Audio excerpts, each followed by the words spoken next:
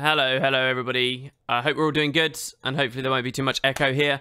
Starting pretty early today, about 50 minutes early, but I'm pretty much at a loose end. I'm sort of done with what I wanted to do for today, vaguely, mostly. And so yeah, I thought I'd kick it off a bit early, maybe end a little bit early as well. I will admit also, I tried to give the evenings to myself, to pursue leisure and do whatever, and just recently started playing Divinity Original Sin 2, and so I just got out of Fort Joy about 13 hours into the game, and boy oh boy it's good. So anyway, I'm starting the stream early to end it perhaps a little early, who knows. Usually we always end up going extra time, but whatever. But there's the idea there, so that then I can go do some Divinity perhaps. Anyway, hello everybody, go get your coffee, go enjoy yourselves, and the pre-stream will be over before we know it. As far as what we're doing today, we are going to be finishing all of the Vabbi bounties, at least that, plus some Guildhall stuff, plus probably just a lot of discussion stuff. I kind of want to have I've got an idea for a discussion related thing, which maybe we can try, maybe we can get working, so could be pretty fun. And yeah, so I'll see you guys. Is it E or an A? I don't know, maybe we can straw poll for this last one. EUNA. If that's what people want. Oh god, I'm gonna be tired. Alright, so I'll see you guys very soon. Let's do it.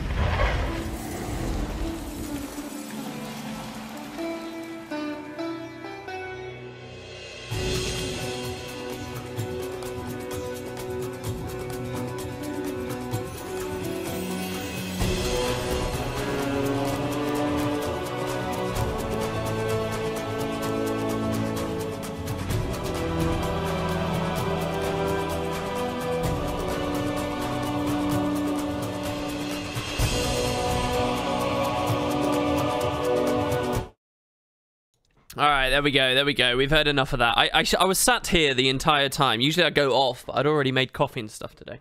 I was sat here the entire time listening to that Nightfall theme play again and again and again. I really need to change that. But what I was looking for, see, right after the Sunday stream, the Monday stream earlier in the week, I saw a comment on YouTube that I thought was really interesting, and I just wanted to single it out. And then I wanted to take a screenshot of it. And I just wanted to sort of throw it on screen and say discuss, and then we could do a bit of a chit chat about it. But for the life of me, I can't find it.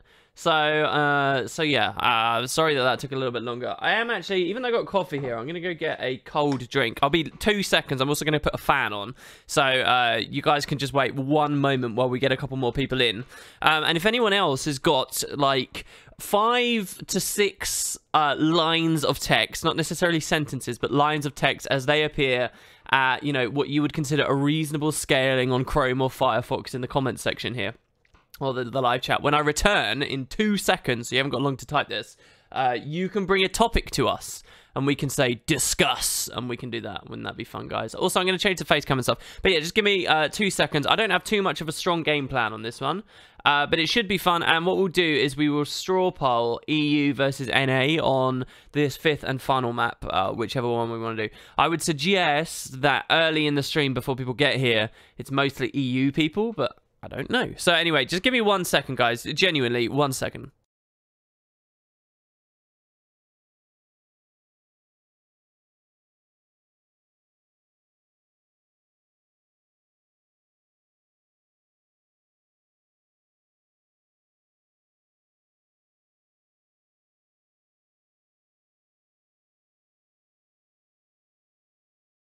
All right, there we go. I'm back. I don't usually like to go AFK during streams. I think it's a terrible idea. Yeah, if you guys can hear air blowing or something in the background, tell me, because that's the fan. And I'm blowing on myself because it's not that it's a hot day out. It's just that I just ate some chili. And I also, yeah, I've just been sort of drinking a lot of very hot coffee. So I've even got a slight bit of a headache, actually. I don't know where that's really come from.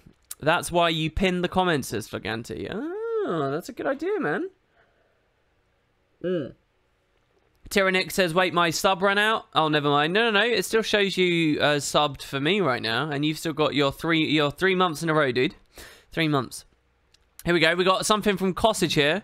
What I'm curious about is how in the recent guild chat, right, okay, so there was a guild chat. I've got a tweet on TweetDeck right here from Brandon Lutz. Brandon, my man, with what looks like he's won some kind of award or something maybe in his picture. Anyway, champion level gamer, Star Wars aficionado, and top tier adventurer. Excelsior, he says, from Georgia of the United States of America.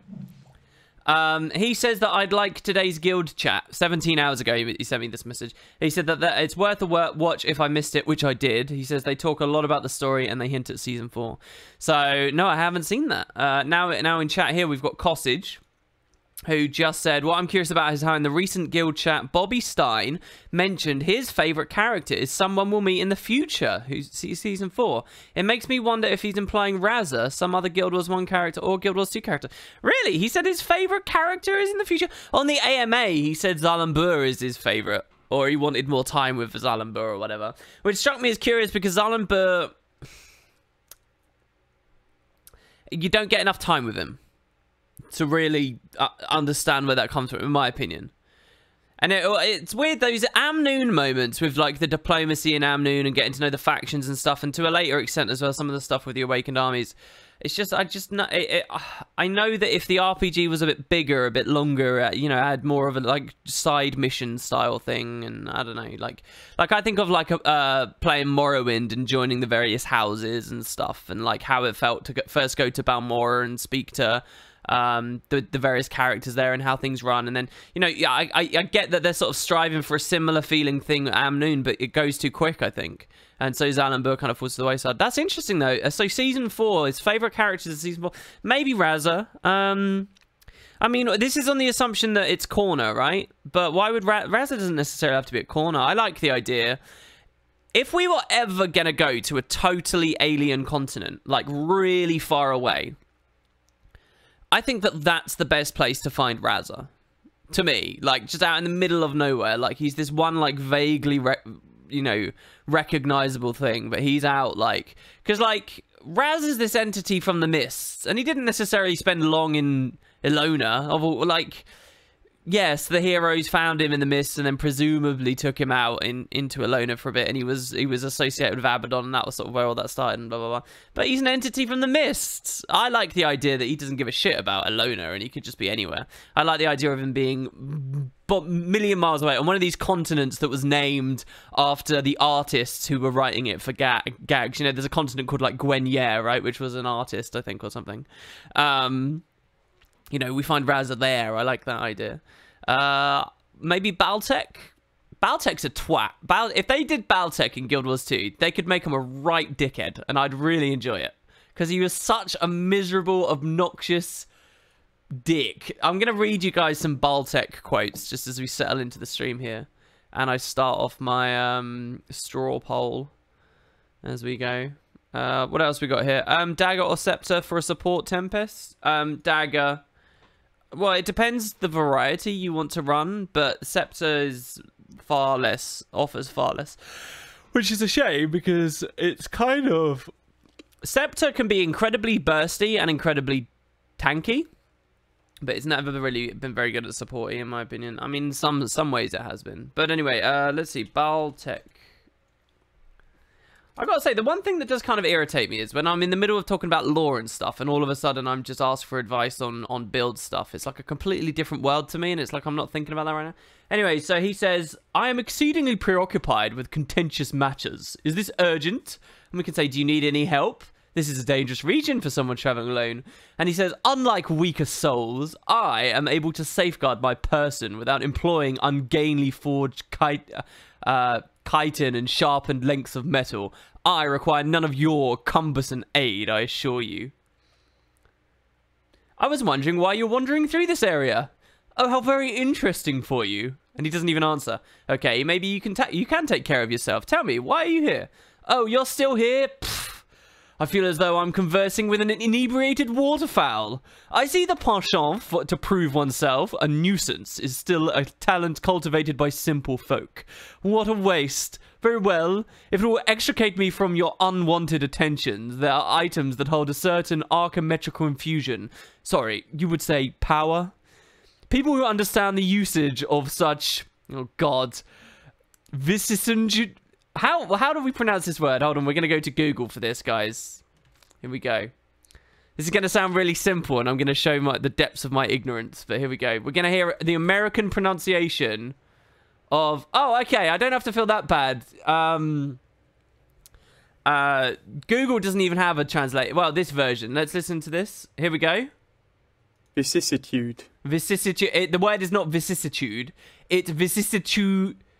Vicissitudinous. Christ. Vicissitudinous. There we go. Vicissitudinous. Beautiful. Items, such as me, desire to obtain them for reasons you could not possibly understand. Trust me, your mind is just too small. Anyway, the guy's a dick. That's just one encounter with him, and there are lots of encounters. You had a very rare chance to meet him. Change to game view. I'm not in game though. I'm on Google. Oh, we just had a sub. Thank you so much, Noroji. Thank you very much. That's a friggin' tier 2 sub as well, isn't it? That's so cool of you. Thank you very much. Having Raza as a Revenant legend for POF would have been great. I think, yeah, probably. More fitting, maybe. Especially the idea of him in the mist. It works on more levels. Raza as a legend works on more levels than many of the others do. You thought I was reading something from the game? No. No, I'm reading Guild Wars 1 dialogue. I don't even have Guild Wars 1 up at the moment. Though I have been playing a lot more of it this week because of the Guild Wars 1 videos, of course. In fact, tonight's video you guys are going to see is in the Desolation. So anyway, yeah, the idea, guys, is we're going to be doing the bounties in Vabbi. So you guys are going to vote on this right now. If you go to chat, if you've already alt-tabbed, first, shame on you, all right? This is obviously some entertaining footage you're looking at here. But... if you want to play with me, please only vote on this if you actually want to play with me. Don't be like, you know, in your car driving and then vote. There's no point, right? If you're going to play, Can you vote on whether you are EU or NA so that I know who the majority people are for us to do this with, who are going to squad up and join us?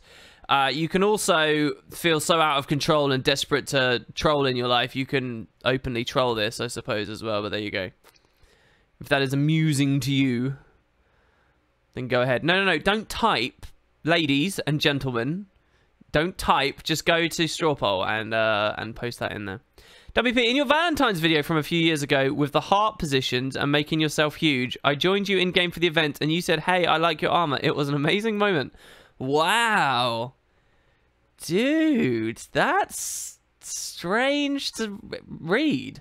So I did a Valentine's Day about the heart pushes. I remember doing a Valentine's Day video, I think, where I held a giant chicken, and it was genuinely one of the only funny productions I've ever done in my life. I will smugly say that 4 years ago or something like that, I made one funny video.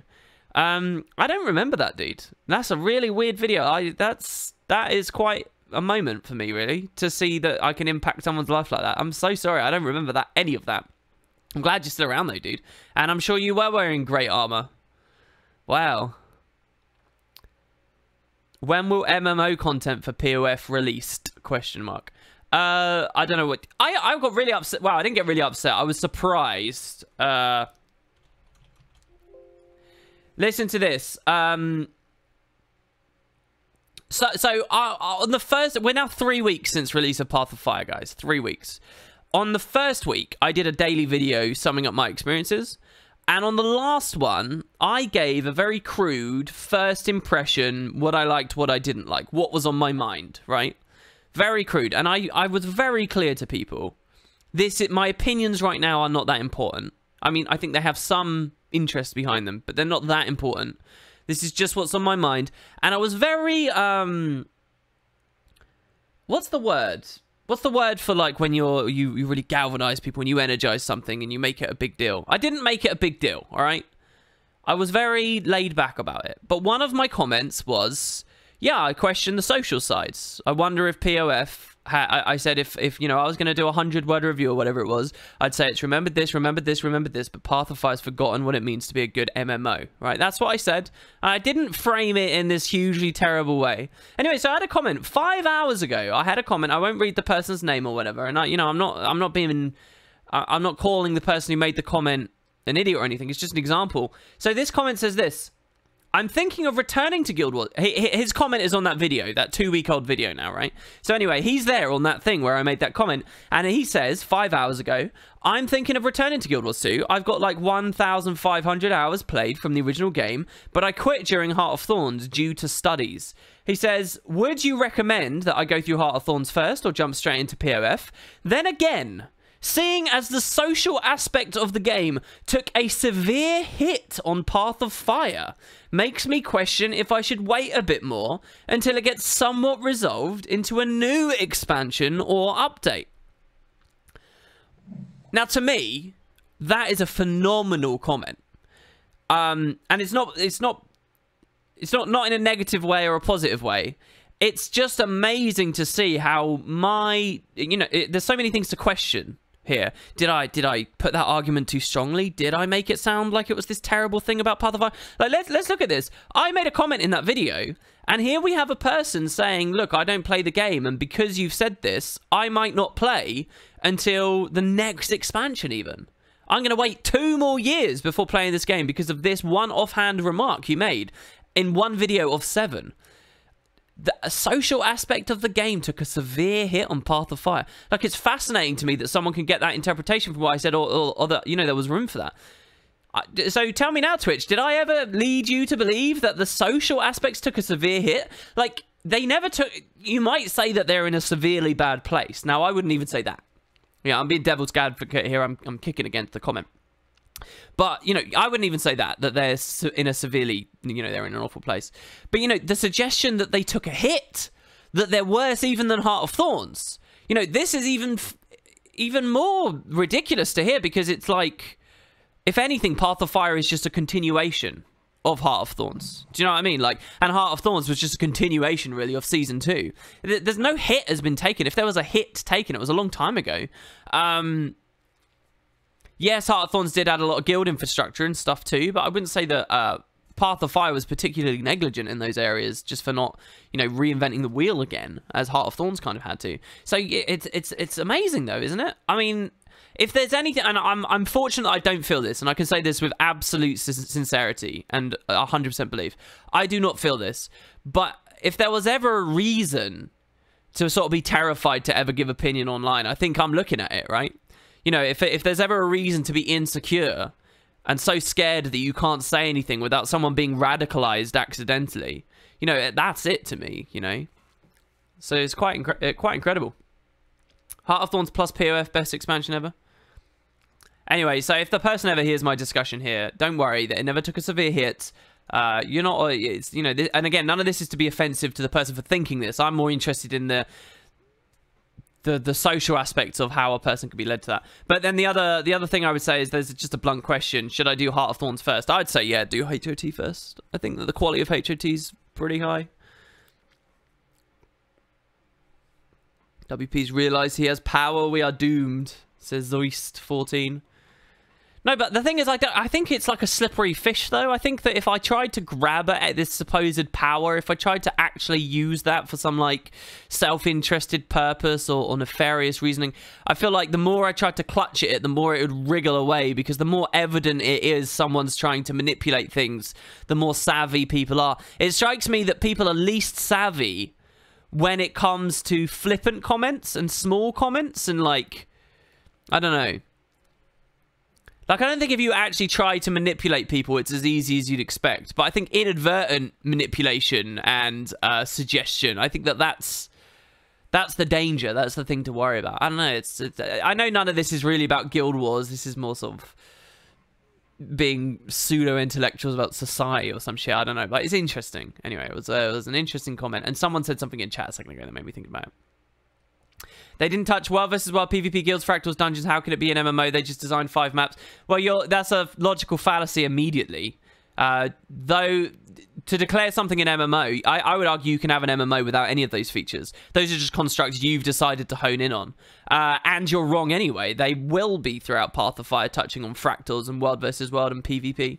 Now, the guild/dungeon thing, that's a discussion we can have. But I think immediately you'll realize that what you're talking is nonsense. They just designed 5 maps. If the discussion is how can it be an MMO, you can't just pretend 5 enormous open world, fully persistent maps are not a part of MMO design. You just look sorry to me. In-game whispers. All right, let's go in-game, shall we? General ass Harry can con people better than a legit con can. Well, I don't know. I don't pretend to be a con artist. Maybe one day. Might be a fun little thing to look into. All right, we're going in-game. The straw poll. The answers are...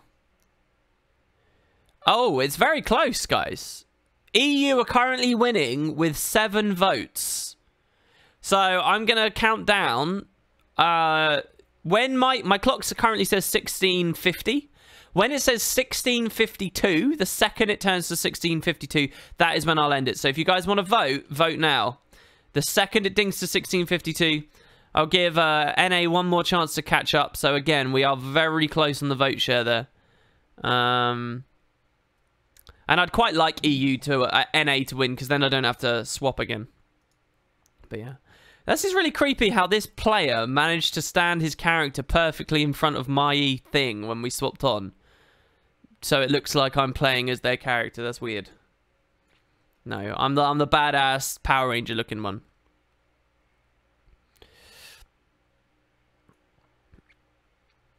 You know why, right? Evening is the most likely gaming time for you're a typical adult. What do you mean? Sorry, what? NA loses by far now. Yeah, EU voters just stormed it. So sorry guys, no gameplay yet. I got a account swap now, so you're looking at this again. Sorry. I tried, NA. I tried. It would have been better for all of us. I wouldn't have had to have server transferred again. Do you know what was really frustrating? Like I said, I've been playing Guild Wars 1 lately. And it's so nice to just be able to swap EU, NA in a matter of seconds. You know, without having to relaunch the client, without having to wait in queues, without having to do this and this and this. The only downside of both expansion for me is that ArenaNet went to both extremes, with Heart of Thorns having only meta maps and POF having only exploration maps. It would have been nice to have a middle ground with POF. Yeah, you know, I'm curious about that. I want to know. I want Mike Z to come out with some kind of public statement about that, because it is weird. It is weird. Anyone with a rational head on their shoulders will tell you the answer is nearly always a middle ground of some sort. I think, anyway. I mean, yes, there is. Well, I don't know whether I really believe what I just said. Let me take that back. That's a tricky one. But I've almost got a conspiratorial idea about it now. What if this happened, guys? What if they did all these awesome meta event ones in Heart of Thorns? The community, some portion, and a large enough portion of the community that they have to be acquiesced to, some portion of the community rebels against this, right? They cry foul. So there's some conspiratorial part of my brain now that's like, okay, what if the X-Pac 2 team were like, no, the metas are good.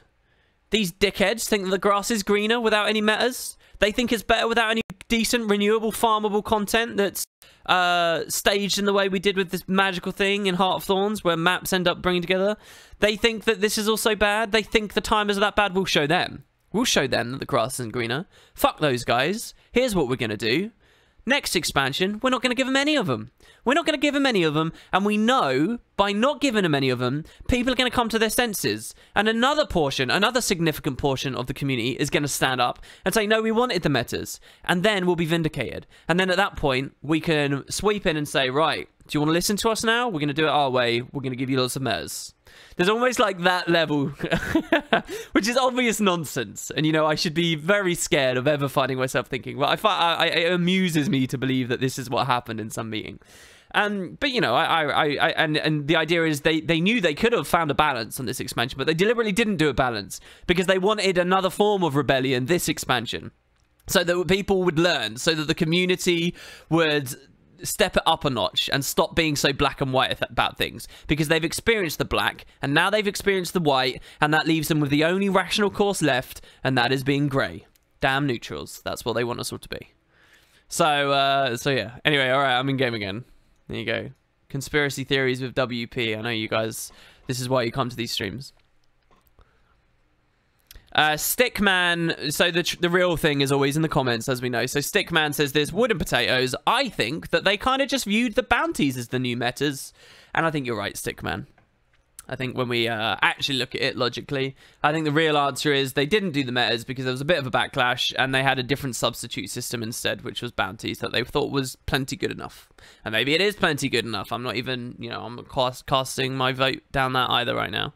Speaking of bounties, that's what we're about to do. I just made a squad. You guys can /squad join on me, and I'd love to have lots of you. I'm going to be playing on the Healy build. We're going to be going to Vabbi, and we're going to do the final map. Did you notice the skimmer can't get through this door, by the way? Which I kind of adore. I think it's brilliant. I think that's so cool. So yeah, meet me in Vabbi. I'm going to do the whole walk there while we just chat nonsense from oh, excuse me, I'm getting the hiccups. From noon. And we'll just go on through. Not to mention, Living World Season 3 was also seemed to have mostly exploration slant, and Bitterfrost felt like full map-wide meta was planned but not developed. Not complaining, but it is curious in light of POF being exploration only. Yeah, and you've just touched on something that was floating around the periphery of my mind a second ago, but I sort of slapped to the side. Am I on? No one's in the map, so I can only assume I did not swap to an EU server. No, I'm on Arborstone. I'm with the French. Yeah, no, so you just touched on another thing, and that's obviously Living World, right? And that's the balanced Living World. There is another potential. What if they sat down and in their meeting they actually said, all right, let's do the expansion with no metas, and let's put the metas in Living World, because like that kind of renewable farm, I actually think works really well. I think it works better. Like, ignore everything you think you know about Guild Wars 2 right now, guys. Just eliminate it. Just delete it all, okay? Just imagine that all we have is the format, right? And all we really have is the principal assertion that this game will have a bulk expansion of a selection of maps, and then it will sustain itself until the next expansion with Living World and these incremental extra maps being dropped in, right? Let's just have that. That's all we know. If you were going to design these things, I think the smartest way to do it is, indeed, to have exploration maps with the expansion and meta maps in Living World. And the reason I say that is because Living World is all about sustaining a player base.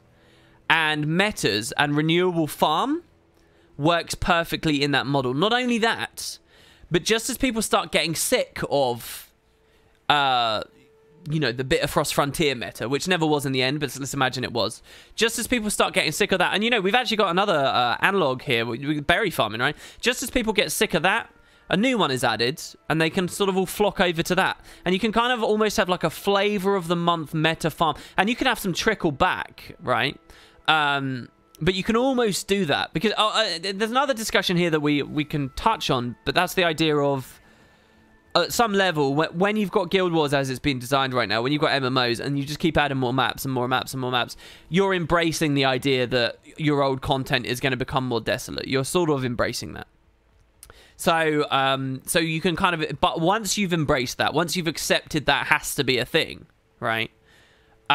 Even with mega servers, just, you know, your population will never be big enough or whatever, or you haven't designed the early stuff well enough in terms of it as an RPG. We're going way off course here. But if you embrace that, you can kind of be happy to do that for Living World and just keep having your next flavor of the month, and then your next flavor of the month, and then your next flavor of the month. There's another point I was going to make in the middle of that, but I've just knocked it out of my own head. But yeah, you know, I think that works to an extent. I do. I think that works. And then that lets you do the expansions themselves, as we saw Path of Fire is. You know, there's a chance they sat down and had a meeting like that. That does sound pretty smart. Both Silverwaste and Dry Top kept people playing throughout Season 2. Exactly, yeah. And, you know, and they were released so much slower than we know they can release stuff now. Season 2 took a long time to come out. A long time. You might look at it now and forget and minimize how long it took. It took a long time to come out. And, you know, those maps still sustain people. Isn't that kind of what they did for Season 1 with the added Marionette and Dungeon? Yeah, to an extent, I think you could argue that. But Season 1 is a difficult thing to talk about because Season 1 is just throwing darts at a dartboard and seeing what landed. So yeah, sometimes there are elements of that I think worked. They did 2 mini dungeons. They did the Tower of Nightmares, which was really kind of a flavor of the monthly style thing as well. Climb the tower each day and stuff. And you could even argue the attack on LA was kind of that. But yeah, so I don't know. Maybe this is what they decided and realized, and this is why. But the thing is, what kind of gets to me about ArenaNet, especially as I look at other games more and more and more, and the way community. The community can be let in on design and stuff as we progress and march through the 2010s and approach the 2020s. And social media is such a big part of gaming and so on. The thing that gets to me is, you know, we're not necessarily smart people. I'm not a smart person. You lot in chat, most of us are not going to be smart people. Let's face it, right? Most of us don't have game design degrees and all this stuff, but we could rationalize these things. We can talk about them. If this is the rationalization, I wonder why we haven't heard it. You know, it kind of gives this impression that they didn't have this conversation. You know, and that's what upsets me a little bit. Like, I want to feel like they also had this conversation. They should have come to these conclusions, right? For one reason or another, and I'd like to hear that sort of stuff. You know, but we don't. Hey, I'm wicked smart. Oh, sorry, of course. I don't even know mine, right? So I'm doing this as a joke. So guys, can you type your IQs, please? You know, this is a really fun thing. This has got nothing to do with Guild Wars. But seriously, I'm genuinely asking you, Twitch chat right now. Please type your own IQ into chat, please. And I can guarantee you something with this little thought experiment here. If we were to average out, aside from the obvious trolls that are going to be there, if we were to average out these people's responses, it would not average to 100. Which I believe the point of IQ does, right? If you're 100 IQ is supposed to be like the average. Right? That's how IQ works. Obviously, there's various ways of measuring intellect. When we talk about intelligence, we're not talking about knowledge. We're talking about the ability to solve problems, right?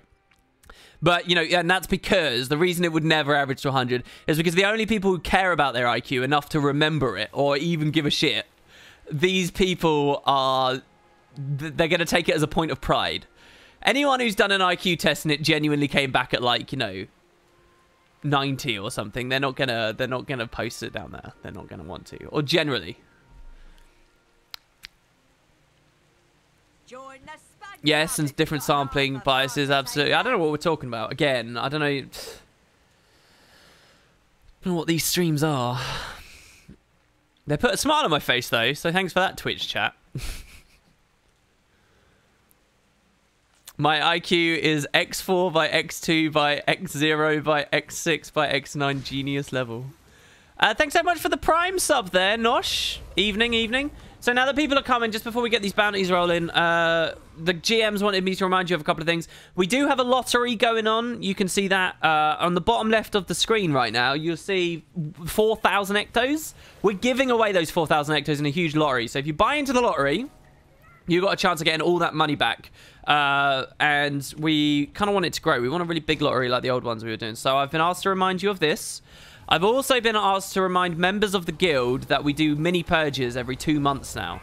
And once that happens, if you're not a spud by that time, if you've not come to a guild event or done something, you get kicked. So be aware. And all the relevant information has been out there for a long time now. It's all on the Discord as a member of the guilds. Sort of your responsibility to know these things, but I'll help you out and remind you all here, as I was asked to. So there you go. I wouldn't look at average of 100. It would range typically between 90 to 110. Well, isn't that just another way of cutting the same cake? You forget WP IQ has risen over the last 50 years, but the point is, it's an arbitrary construct, right? And it's a shifting. Don't we shift the scale so that 100 is always average? That's the point, right? It's not a hard science. It's a social science. So it's not like we're not talking about the boiling point of water, right?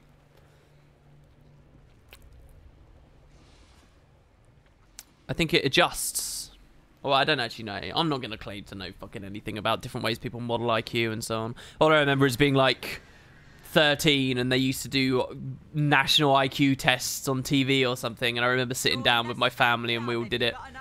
And I remember that you'd have different challenges that they'd have like, how many sides does this shape have? If you rotate this shape, what does it become? And stuff like that. Yeah. Yes, I chose the boiling point of water because it's also 100. That's the point. Oh my gosh. When was the last time I had an IQ test? Years ago. Genuinely years ago. I genuinely don't think of myself as that intelligent, though. I genuinely don't think that I'm that quick to solve problems. Your understanding of a certain subject can go up and up and up and up as you get older, but that doesn't mean that your capacity to learn is also going up at the same time. Do you know what I mean? I don't know. Does that shift with people's age? Let's go this way. Yeah, depending on pressure. Yes, indeed. The boiling point of water does change depending on pressure. Got an ancient tusk. Lovely. We went a bit of a weird way through the desolation on this one, but I'm happy with it. What's the highest IQ currently? You're looking at it, baby. Wood and potatoes.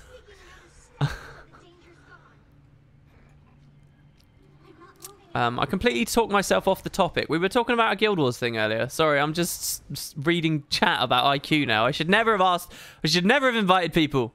I'm just going to latch onto this comment here. I love POF immensely, and I do believe it was a great expansion. But at many points, I felt like there was not enough pure desert.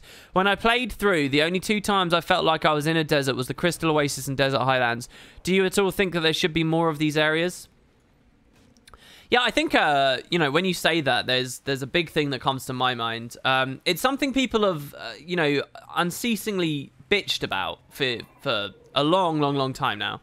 But it's really struck me more than ever in Path of Fire how frustrating it is. And I'll show you. It's the square map thing, right? Every map has to be a square. Or they don't have to be a square, but they make them a square so that they can get the maximum play space available out of them. And they're sort of done trying to pretend that they're not squares anymore and all of this stuff. And come on, how close are we to the portal? When we get into the Vabbi portal, I'll show you what I mean. But there was a specific area in Path of Fire, in the Crystal Desert, where... Because I went back to Guild Wars, I mentioned in my first week VODs how Augury Rock really felt like it stood out alone. And in POF it didn't, and it felt just like any other mountain. And then I felt bad about saying that. Because I went back and I looked at the vista on like my 4th day of playing, and I was like, actually, no, Augury Rock does stand out. It is still really big. Why do I have this weird impression? And so I felt bad about it. And then on some of the later VODs, I said, you know, I think I was a bit unfair to the environment designers there. Maybe the Augury Rock is just as cool in Guild Wars 2 as it was in Guild Wars 1. But now this week, I've gone back, obviously. I went back to the Hall of Ascension, and I produced that stuff for you guys. And having done that, I'm going back now. I'm swinging left and right like a madman here. I'm going back to my original opinion, okay? And that is that, yeah, Augury Rock does not stand out as prominently as it did in Guild Wars 1, now in Guild Wars 2. And I can tell you why, all right? And it keys into what this comment about the open sands and things is. And it comes down to the square map thing, and I will show you. And it's especially bad, obviously, if you run Guild Wars 2 Hook and Disable Fog. Now, I don't do that anymore. I haven't done that for a long time. Not since I originally got to... What is wrong with me? I'm going such a weird route. Not since I initially got to the Desert Highlands, and I felt like the Salt Flats and stuff looked a bit weird without fog. Maybe Vabbi does look good without fog. Maybe the Desolation looks good without fog. I don't know for sure. Anyway, so there you go. That's the route to Vabbi. Hopefully that gives everyone time to catch up and to get in on this on the stream. And I'll see you guys in that map in a second. But here, I'll show you what I'm talking about when it comes to Augury Rock. It's very easy to demonstrate. We'll go to Augury Shadow. And I saw this as well because I was getting the Lost Lore of the Crystal Desert. And one of the pieces of the Lost Lore is on top of Augury Rock. So this is Augury Rock here on our left. And obviously, from this shot, it's standing out on its own. It looks pretty good. It's, you know, and if we look over there as well, there's nothing going on. It's, you know, it's open desert, and this stands alone amidst open desert. And this is the impression we got of it in Guild Wars 1. I mean, it gets a bit rocky and high over there, I think, which sort of detracts from it a bit, but maybe that's far enough away that that's not too much of a problem, right? So far, so good, I'd say. That rock behind us as well doesn't help, but so far, so good. It's all right. Now, is Augury Rock... Augury Rock's closed. I'm going to climb on top of Augury Rock now. And you're the meta is supposed to be done in order to do this, but there's a way you can sort of gimmick it out with the Springer, which I read on Wiki, so thank God to the Wiki contributors here who showed me how to do this. You saved me probably about 20 minutes while making a video this week, where otherwise I would have had to have completed the meta event to get inside Augury Rock to then climb on top. But yeah, we're going to go up onto a plateau quite high up. And we're gonna accomplish this with the Springer. So let's just quickly nip over here. You guys can hear the game at a reasonable volume and stuff, right? Let me check here. You should be able to.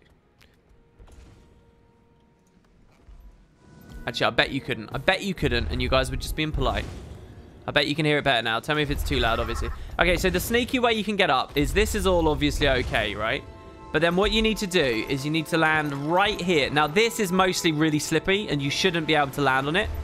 I mastered this yesterday, though, so here we go. So we're going to land on that. Then, I believe... Shit, no. I fell. It's like, it's right there. It's extremely slippery, but there's one specific little place that we can stand. Oh, God, what? Stupid Springer. All right, let's go up here. I believe if we stand... I'm just going to try it from here. There we go. All right. And now we can get up. All right. So, you know, this is not on top of Augury Rock, but we're pretty high. I think we're high enough to really get a gist of it, right? It's a nice high rock. Now, again, looking out over there, it's, you know, it's on its own. But this is the problem. This is awful. This unnatural looking... shit long, hard brick wall has just been invented out of nowhere. And you know it's not because this serves the aesthetic of the environment. You know this isn't because it's to lay up with Guild Wars 1. Everyone knows this is ugly. And it really is ugly. Look at this huge rock. And it goes across the entire map. This is now more than just pressing M and seeing unnatural rectangles. This, like, holds it back. This should be open desert plains, exactly as it was in the first game, and that would make Augury look good. But this is so high, and it has to be this high now because of the Springer existing and mounts and stuff. This is so high, it means Augury Rock doesn't you know, the full picture, it doesn't look as good as it should because this is here, because this is crowding its space out. It's like I remember when I was younger and I went to Dubai, and you had, you know, their planning permission for building skyscrapers and hotels was all over the place because they were just going mental with industry, and the entire place was half a construction site, and you'd see all these people just building skyscrapers in the shadows of other skyscrapers to crowd out everyone else's views of the ocean and stuff, and you had all these crazy problems. It reminds me of that. And you know, this is like a necessary evil, and it's a real shame. And you know, this is no criticism of the environment designers, I would say, and this is no you know, this isn't me saying people aren't good at their jobs and whatever, but this, we would be lying to not look at this and recognize that this is shit. Yeah, that should be open desert that leads us towards Amnoon, and it's a shame. So anyway, that was something that struck me, and that's the little story, I guess. Thanks for the comment that prompted me into all of that.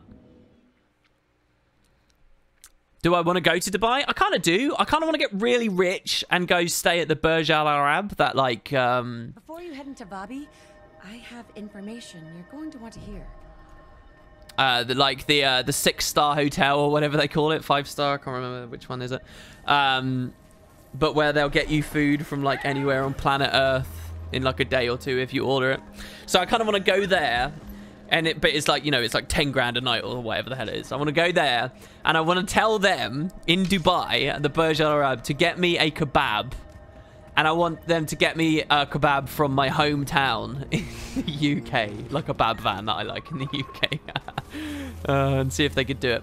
Yeah, this is also the hotel with the helicopter and tennis court on the roof and stuff. Do you know what's the deal with the Devourer on the Griffin? No, I don't know. I don't know what that is. Otherwise, the emotion is much better in Path of Fire. The scaling of things finally works as it should, and that's a pretty good achievement considering the mounts make terrain but traversing even faster. Yeah, I know, you know, again, like, I don't want to radicalize people against anything here. It's just a little small thing that I noticed. Alright, so let's get on and do some bounties, shall we? What's the Dark Souls of Guild Wars progressions? Very precise...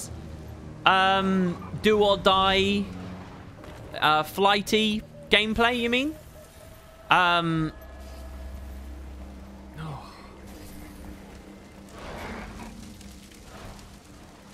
I don't know. I don't know. Maybe like Thief is as close as you'll get. Maybe just because it can be quite spiky in and out, and it's got like a lot of evasion and stuff, and we all love rolling. I don't know. I don't know. Maybe someone who plays Souls knows better. Wonder if the Devourer on the Griffin is the Frog and the Scorpion nod. You heard him. We need to round up these designers and flog them. Oh God, flogging, Jesus. So yeah, there is a bounty board near here, right? Yes. Okay. We're gonna go through and we're gonna get these done. Thank you so much for that sub. So anyway, how's everyone doing today? Like, I've not really given people much space to bring up their own topics. I've just ranted about random crap. How you guys feeling? All right, let's start with the Forged Lurker, shall we? So let's go do it.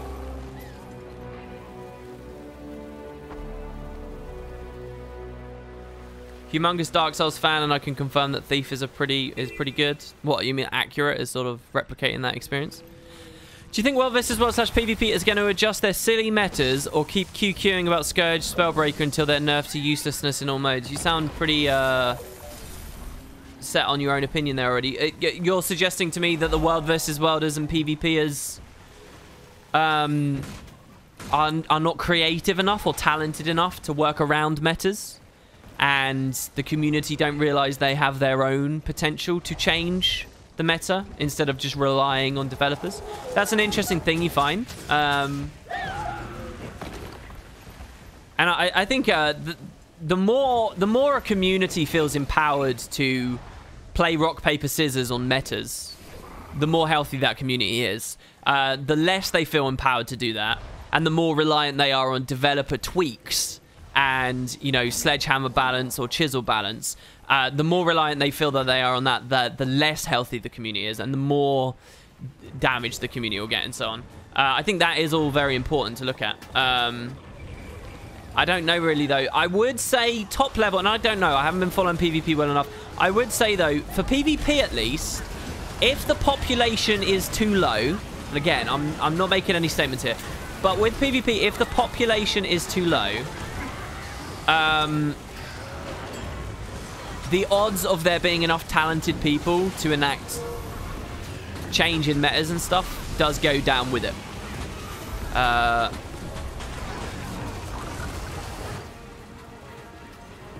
So I wouldn't be surprised to hear someone say, "Oh," but you know that wouldn't be a slight on the capability of PvP players. It would just be on population size. I think, you know, the less really good teams there are, the less competitive things get. Obviously, the less chance there is for new things to thrive and be shown to exist until it's spelled out for someone in a thread. At which point it could have already been OP since a long time, you know. This is a good one for healing, I gotta say. Oof. Just about stabilizing. This is why some people are against DPS meters, WP. I don't understand. What's the through line there? People are against DPS meters because why? Pop a random rebound there just in case. Alright, I can't stand in that any longer. No defeats at least, and I'm pretty proud of that. You can't say I'm not making a statement, then literally make a statement. Yeah, okay, so let me rephrase that. I'm not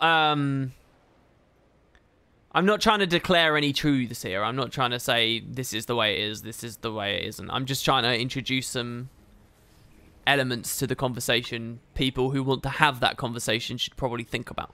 That's all.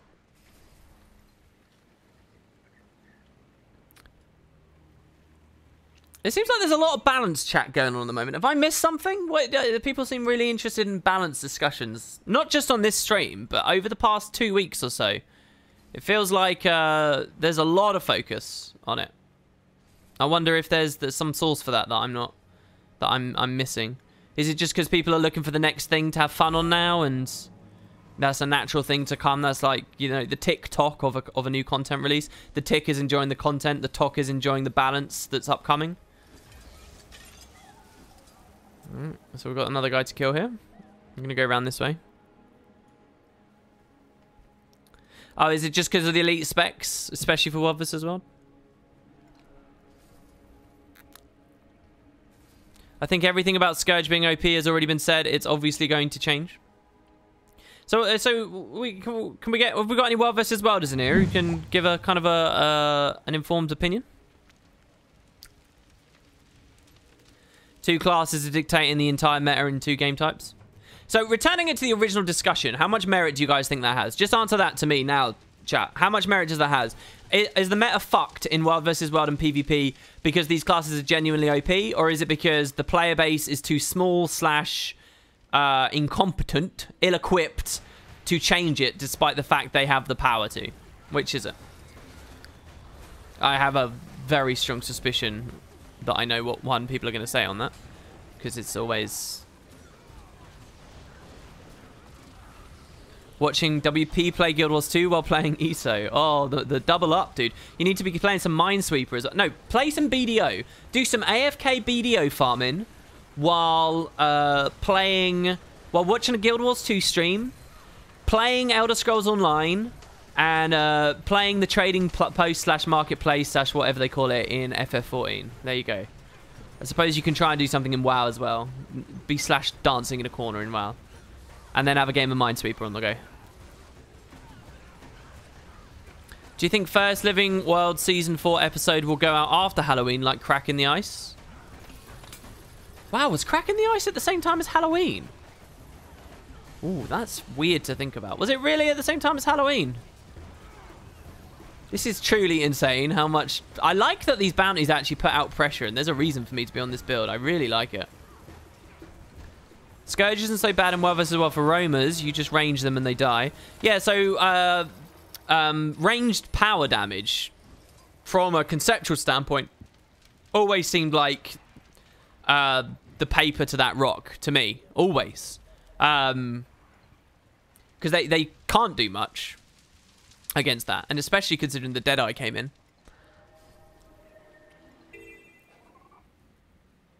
But the thing is, in World vs. World, my experience of World vs. World recently, and I have been playing it more recently, or, well, I don't know, the past few months I haven't, but, you know, just before Path of Fire came out. My experience was, you really don't get to fight, as a roamer, you don't get to fight non-roamers that much. I would guess, because all I did was roam. All I did was take out yaks and flip camps and 1v1 people and so on and so on and so on. That's all I did. I didn't do any of the Zergin, and I had fun doing the roaming and stuff. And my main experience on that was the only people you'd really have the opportunity to ever fight were on similarly equipped roaming builds. Yeah. It was very rare you'd get to kill someone who was Zerg-spec'd. Why? Because they were sticking in the Zergs. They were blobbing around. They were staying with their commander because they knew they were weak if they were away from that group. And because there's not really any mechanisms in play in World vs. World that spreads blobs out much. Everything about the game type is about being as close as possible, really. Well, not everything, but you get what I mean. So generally, and there is that big thing where it's like, okay, so you can pick off the Scourges. Can you pick off the Scourges while roaming? I know that there's like been ideas in the past of people being able to pick off one another's tail, but before Path of Fire came out, my understanding from watching podcasts and stuff was that even that had fallen out of a lot of use, right? And it wasn't particularly easy either. So I don't really know how that all works.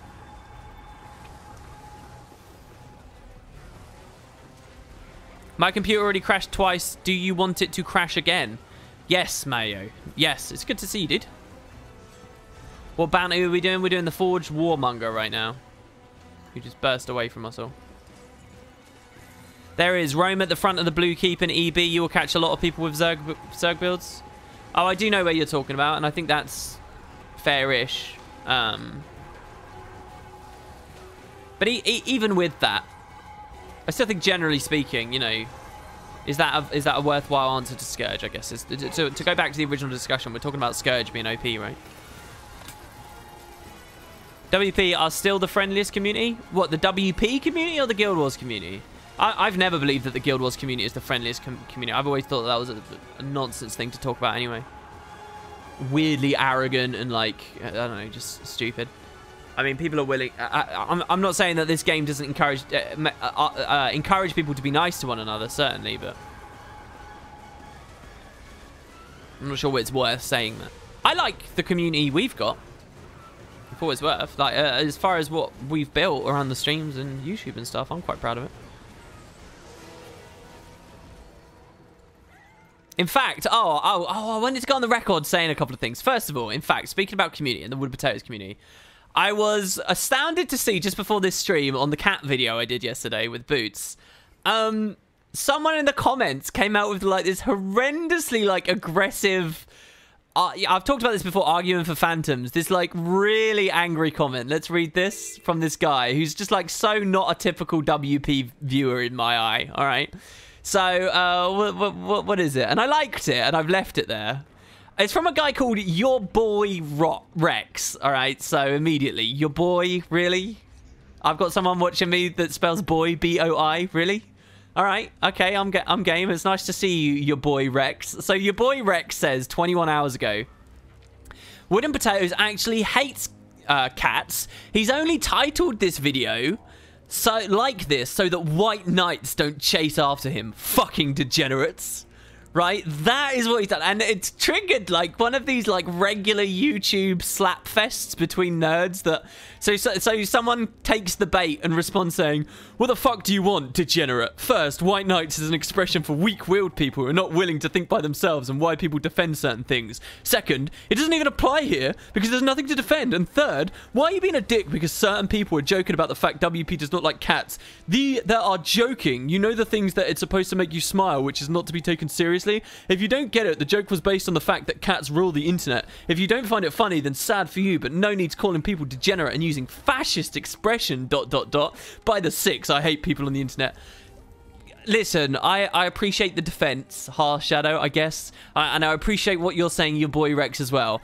but you are both, like, nutters. Like, there is no need for any of this. This is so foolish. So if people don't realize, on this video, I wrote in the description, like, meow, meow, meow, meow, meow, meow, meow with World of Enders. And, like, the thing, kitty cats and kitty cat toys, it's just all a big joke, right? That's all it is. I didn't do it because of fascism. I didn't do it because of fucking degenerate white knights attacking me. I did it because it was funny to me, and it's a bit of a joke. And both people in this conversation are, like, toxic, I believe. There might be nice people, but Christ, you got to step away from the keyboard. And it's amazing as well, because the response from your boy Rex was, nigga, where this SJW come from? And then it just goes on and on and on and on and on. So, you know, it's very rare that in my chat, in my communities, I ever see this. I don't know where they came from, and I don't know how a cat video sort of flared it up. But yeah, so I want to go on the record saying I did that for fun, and it's just a cat thing, and it's not a big problem. All right. Yes, I said the N-word. There's nothing wrong with referencing the N-word when it's been used. All right. I don't know why we have to pretend that that's a bad thing. So yeah, it's ridiculous. It's absolutely ridiculous. So then there's another thing that I want to go on record saying, which is totally not got anything to do with that other discussion, but I do want to go on record saying it. I did a super Q&A this week where I was asked about sort of community policing within the guild and like how you handle a large guild. And, you know, there were some great examples given of, you know, people get into an argument in the guild and both people get kicked and then there's never any drama. But is it fair to kick both of them or just let everyone do what they want, and how this led to harassment in and out of game? You know, all these fascinating comments. Where is this? Oh, I guess he's just this way. So my response to that was that I'm quite cold, and I'll just, you know, I'll let the games masters do what they want, and I'll let the mods do what they want, because I know that they've got the community's core at mind, not the specific issue, and I think that that's what's important. And, you know, I'll be, if you get kicked from the Spud Club, for example, because of a GM, I'm not going to be nice to you or sympathetic to you. I'm really not. I'm quite a difficult person to know, right, in that way. And I'm quite unsympathetic, right? So anyway, that's what I'm trying to express, that I'm quite unsympathetic, that I'm quite difficult. The way I said it in the video was I said, I'm quite a hard man. All right? And when I said I'm a hard man, I didn't mean like, yeah, I'm hard, innit? Yeah, I'll knock you out, mate. It was not supposed to be that. It was only afterwards. And then some people left some comments saying, oh, WP thinks he's hard. No. That's not what I meant. I don't think I'm a hard man, all right? I'm a wimp. I'm a coward, and I'm, you know, socially inept as any nerd you'll find out there, right? None of that is me. I'm not a hard man, but I'm a difficult man in terms of being... I lack empathy and sympathy, and I can be quite hard line about my decisions on things. That was the... So I want to go on the records of explaining I do not think I'm a hard man, all right? Yeah, you what, mate? All right, so there you go. 2 things I want to go on the record about. Hopefully you all enjoyed. WP confirmed psychopath. Was that the last bounty? I think we got one more maybe up here as well. Yeah, the combat music's great. I agree. I agree.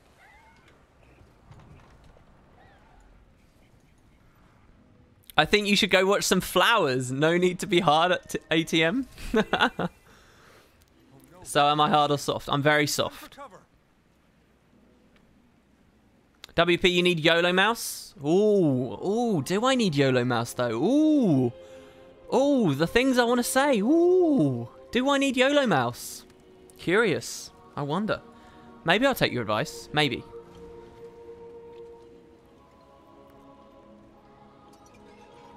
WP been running bounties every stream. Literally nothing else to do in POF at the moment. No. There's loads to do in POF. This is just what I'm starting on. You don't really... I'm not really a streamer. I don't stream much. And we've done 1 map per stream. This is the last one. Once we're done with this, I'm not going to go back and keep doing more bounties. I mean, I happen to really enjoy streaming bounties, so you might see I'll go back to it. But it wouldn't be for a lack of content. I've got tons to do, and we will be doing.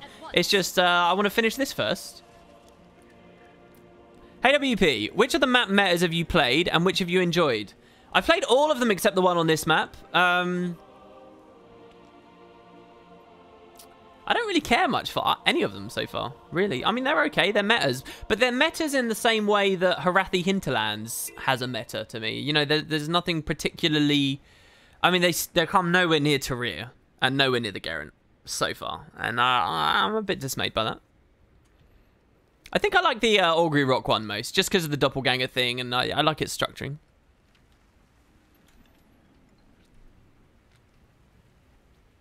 There's nothing to do in Guild Wars. This is it, boys. That's why we care about the meta. That's why we're talking about this. I'm surprised that the OST goes way past 1 hour per the official release just for the new tracks alone. It's going to be fun to hear the new OST once it's released and what musical goodies we get in Season 4 as McLean expressed interest in more complex choral writing. Wow. Yeah, the thing is, I've listened to a few like versions of the OST, if you will. I've tried to make my own... I think it's deceptively long. If we're just talking about pulling it straight out of the client and stuff, I think it's deceptively long because a lot of it is very similar sounding, or it's kind of just the same. I don't know. I think I don't know whether it actually is an hour of truly distinct and like. I don't think that's quite right. One thing I will say though that did really strike me is appreciating how big the core OST is. The core OST is huge. It's enormous. Do you feel like the small channels that upload regular Guild Wars 2 content are getting as much attention as they deserve at the moment? No, I don't, and I don't think any Guild Wars channel ever has. There's going to be some insane ego here, maybe. Me even saying that there's ego here demonstrates ego here. I'll say even my channel I don't think gets what it deserves to some extent because the Guild Wars scene is small, smaller than it could be, I think. And when I say that, it's not that I think I'm you know, God's great gift to YouTube or anything like that. Far from it. But what I do mean is you can be very mediocre and very lazy and very I don't know. I don't want this to be all a horrible judgy thing. You can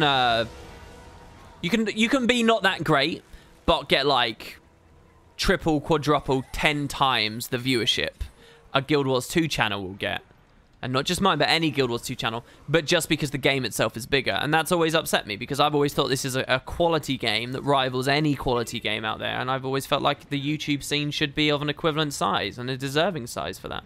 But, you know, it goes beyond the content creators themselves at that point. It goes into the actual scene that they're trying to cover. So yeah, you know, I would say about every single person on this scene. Someone made a joke on Twitch on Monday, I think. They said, who were we talking about? I think I'd been talking about Doombox or something, because he'd had a message on the AMA or something like that. But someone made a joke in Twitch chat saying, "Oh, this is something like WP has left a slew of slain Guild Wars 2 content creators in his wake," you know. Because so many have risen and then they just all bail and they just all disappear and they don't stick out in the long run or whatever. And, you know, they're not bad people for that. It's because the grass is so much greener elsewhere. You can't blame people to some extent, you know. And again, I'm certainly not going to turn this into some kind of weird criticism of actual individuals. But yeah, just the scene as a whole, you know, it's always deserved more. And I think if it got what it deserved, a lot of those content creators that we talk about now and we look back at, they might not have been gone. They might not. Or at least they would have had satisfactory replacements. And there have been some people spraying up, but none of them have got what they deserve. None of them. And yeah, the ego in all of this is, I would say, even myself. I'd like more for myself as well, for what I think, the kind of... Yeah, let's not go into it too much, but yeah. Anyway. So there is another bounty board here. I think I just saw on the map. No, there's not. What? I'm just an idiot. I just love this area, I guess. Maybe it's further to the south? Let's keep going. Did you see on Guild Chat that they mentioned Guild Wars 3 as a joke? Maybe there's a bit of truth behind it. I sort of feel like if there was any truth, they would never, ever, ever, ever mention it. Ever. There was something in the AMA that was like that as well. One of the devs talked very candidly about something that could have been real, but because they talked candidly about it, I was like, yeah, that's not a thing. because they'd be too scared to, you know. They wouldn't do that. Quite often, I think the best way to understand what's going on is to look at things they don't talk about.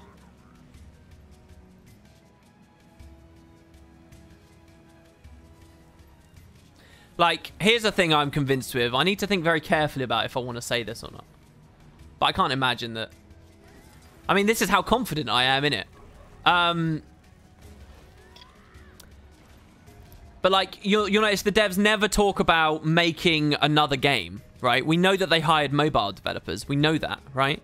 But they never have any candid messages, ever, about what else ArenaNet might do or whatever. And I think what that actually shows is that there are very real initiatives and things happening there, and probably for a long time, that have been happening there, that spell real things that have been going on, and they will not talk about it because, you know, that's like probably, you know, that's like letting off a nuke. That's the biggest company secret they could, you know, reveal accidentally, kind of thing. You know, I think a lot of the time, and what this is, I don't know whether it's true, obviously, but I think quite often you want to look at what's not said more than what is. So yeah, I don't, to the question of that, I think that's probably a sign that nothing's happening.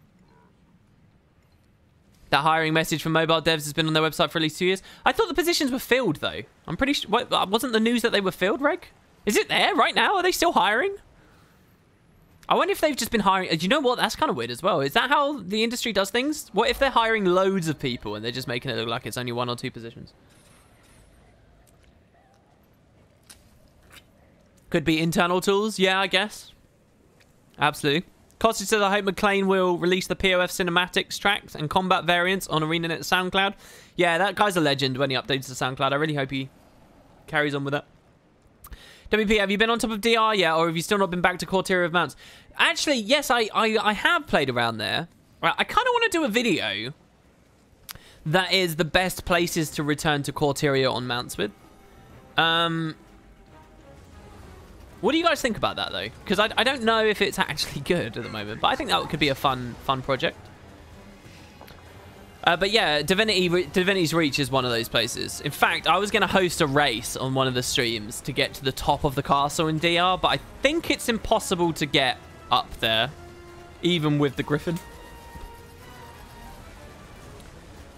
Don't call it the best, WP. Don't call what the best? Yeah, and I'll obviously have the Griffin by the time I do that video, definitely. No, I wouldn't include it in the Griffin video. There's no need to do that. There's enough to talk about the Griffin as it is already. The most fun you've had is Griffin and Verdant Brink? Yeah, I can imagine, man. You'd play a top-down mobile RTS based on the Guild Wars IP for sure? I mean, there's all these fascinating questions. You guys who watch a lot of my streams will know this. I'm obsessed with these questions. Does what they go into next have to be the Guild Wars IP, right? Like, here's a really fun thing to think about. For any game company, okay, there are two inherent strengths to them that help them shift future products. One is the quality of the IP and the fandom around the IP.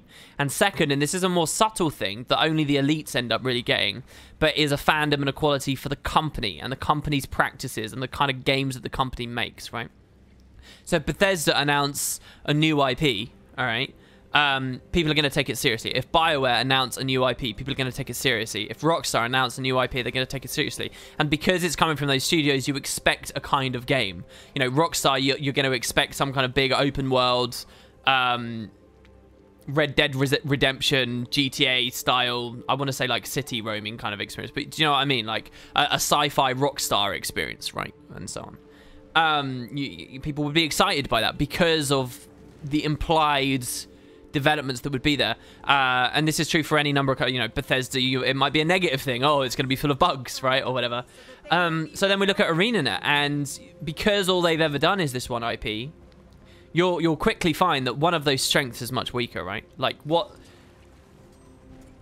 And it's doubly bad for Guild Wars and ArenaNet because what is? Let me ask you this, Twitch chat. Tell me now, all right? Answer this question for me. What is ArenaNet's developmental signature? What is a signature component of games ArenaNet makes? And by that, of course, we have just one IP. So you can say it is the IP, right? And I think that that's an argument you can make. But beyond that, right? Because what I would say, and really think about that, really chew on that, their signature is like trying to kick back against the norms of the MMO genre, right? So now that leaves them even more constrained. If they want to make a game that's not the same IP and they want, you know, to feed off of their sort of their fandom for them as a company, that only gets their signature only gets them so far. It doesn't take them outside of the MMO space, does it? So, you know, they could get somewhere with a new MMO IP, but then being stuck in that space of all gaming, already that's a bad position to be in. But to be stuck in that space, people are going to be cynical that you can have one company that is effectively supporting multiple MMOs at once. They're going to be cynical. So it's like it's tricky, you know. I wouldn't blame I wouldn't blame Mo for being like, oh fuck, I'm in a tricky position right now. Like, honestly, I think it's you know, it's a real challenge as to the future of that studio. And we're way off the deep end. No gamer should be asking themselves this question. No stream should be doing what we're doing right now. I don't see what the point is.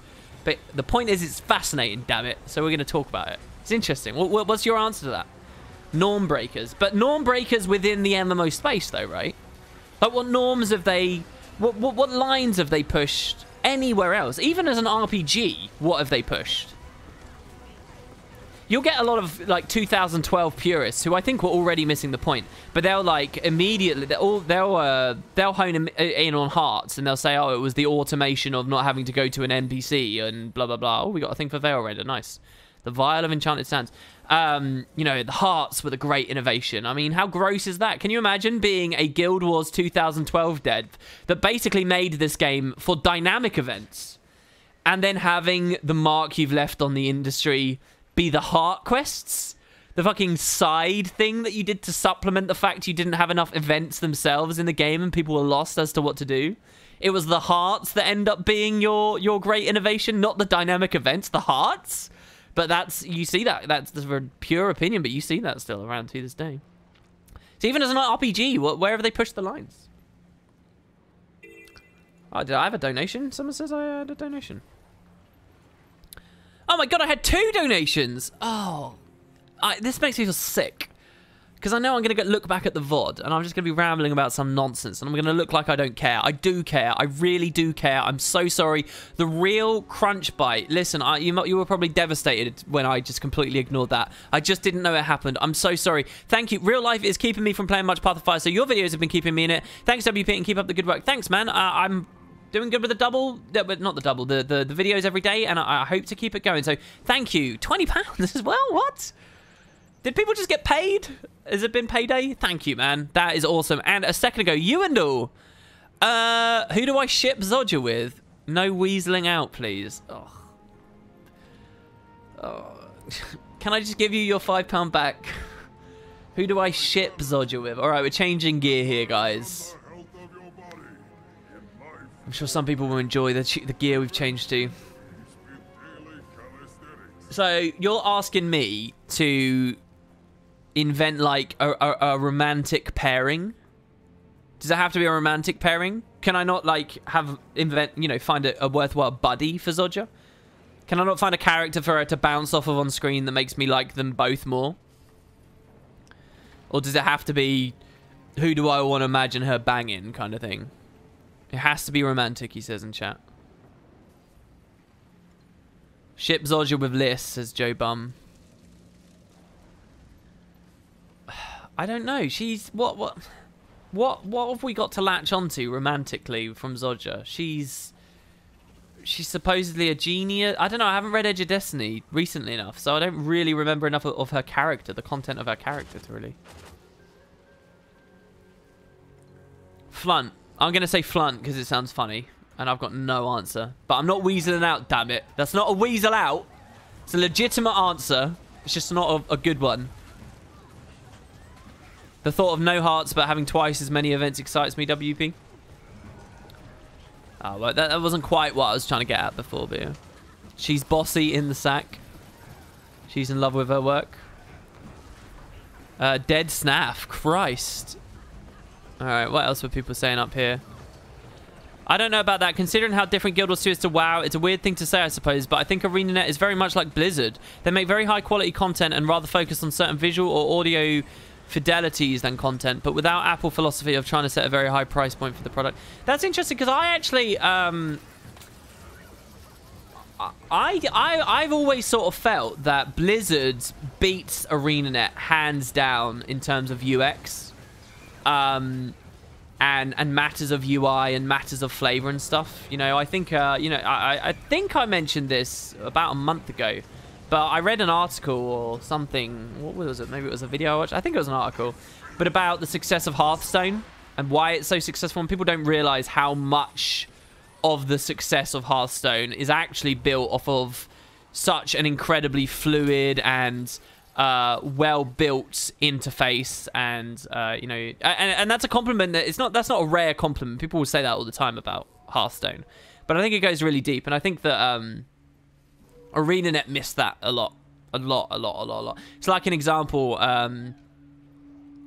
certain things that they just build into the UI that I believe should have a more flavorful approach to unlocking for characters. Like I think that Guild Wars 1, us visiting various NPCs to speak to unlock skills, or finishing quests to unlock skills, or having signets of capture to unlock skills, all of those mechanisms for delivering skills, I think were better than clicking a button in the UI. And there's some flavor in the wheels that they've got now, and I think this is a, you know, quite decent UX, right? But I think that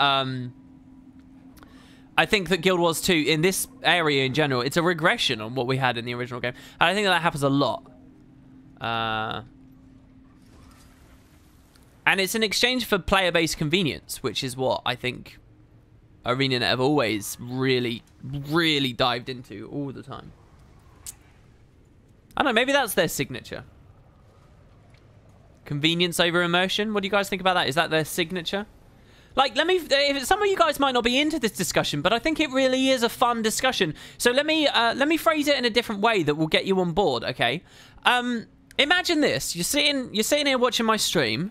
I log off. All right, I have an internet power cut or something. You're like, oh man, that sucks. I still got my coffee. I got my nachos. I've got my big boy bag of Doritos, and I don't know what to do now, man. What's going on? So you alt tab and you go to Reddit, and there on Reddit it says ArenaNet announces new game, right? So just think for a second. You're in that situation. You've seen it. You're clicking it. You're in that moment where you're clicking it. What are your expectations?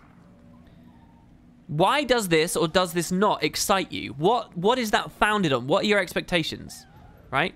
That's what I'm talking about when I say what is their signature. And I think that, you know, that's a fun thing to grapple with, no? Nachos, sorry. How am I supposed to say it? Nachos? My nachos? They're nachos. And they're tacos. Is it a taco or a taco, guys? There you go. There's a different thing for you to comment on, for those that don't want to involve yourselves in the other. You'd be excited because of your lack of expectations. I mean, I think there's some strength there. I don't think it gets you very far, though. So you're excited because you don't have any expectations. How quickly do they lose you? Right?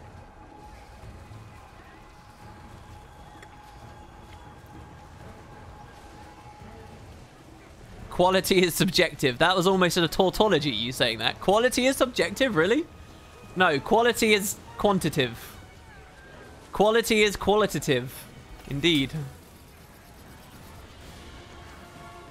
Hey, how can I join your squad? You can't? Oh, you can, because we dropped a couple of people a second ago. You just type in your chat, /squad join, and then my character name, which is Lys, which is just 3 letters, LYS. Or, you join this map, you press M, you find my commander tag. It's a cute little pink kitty.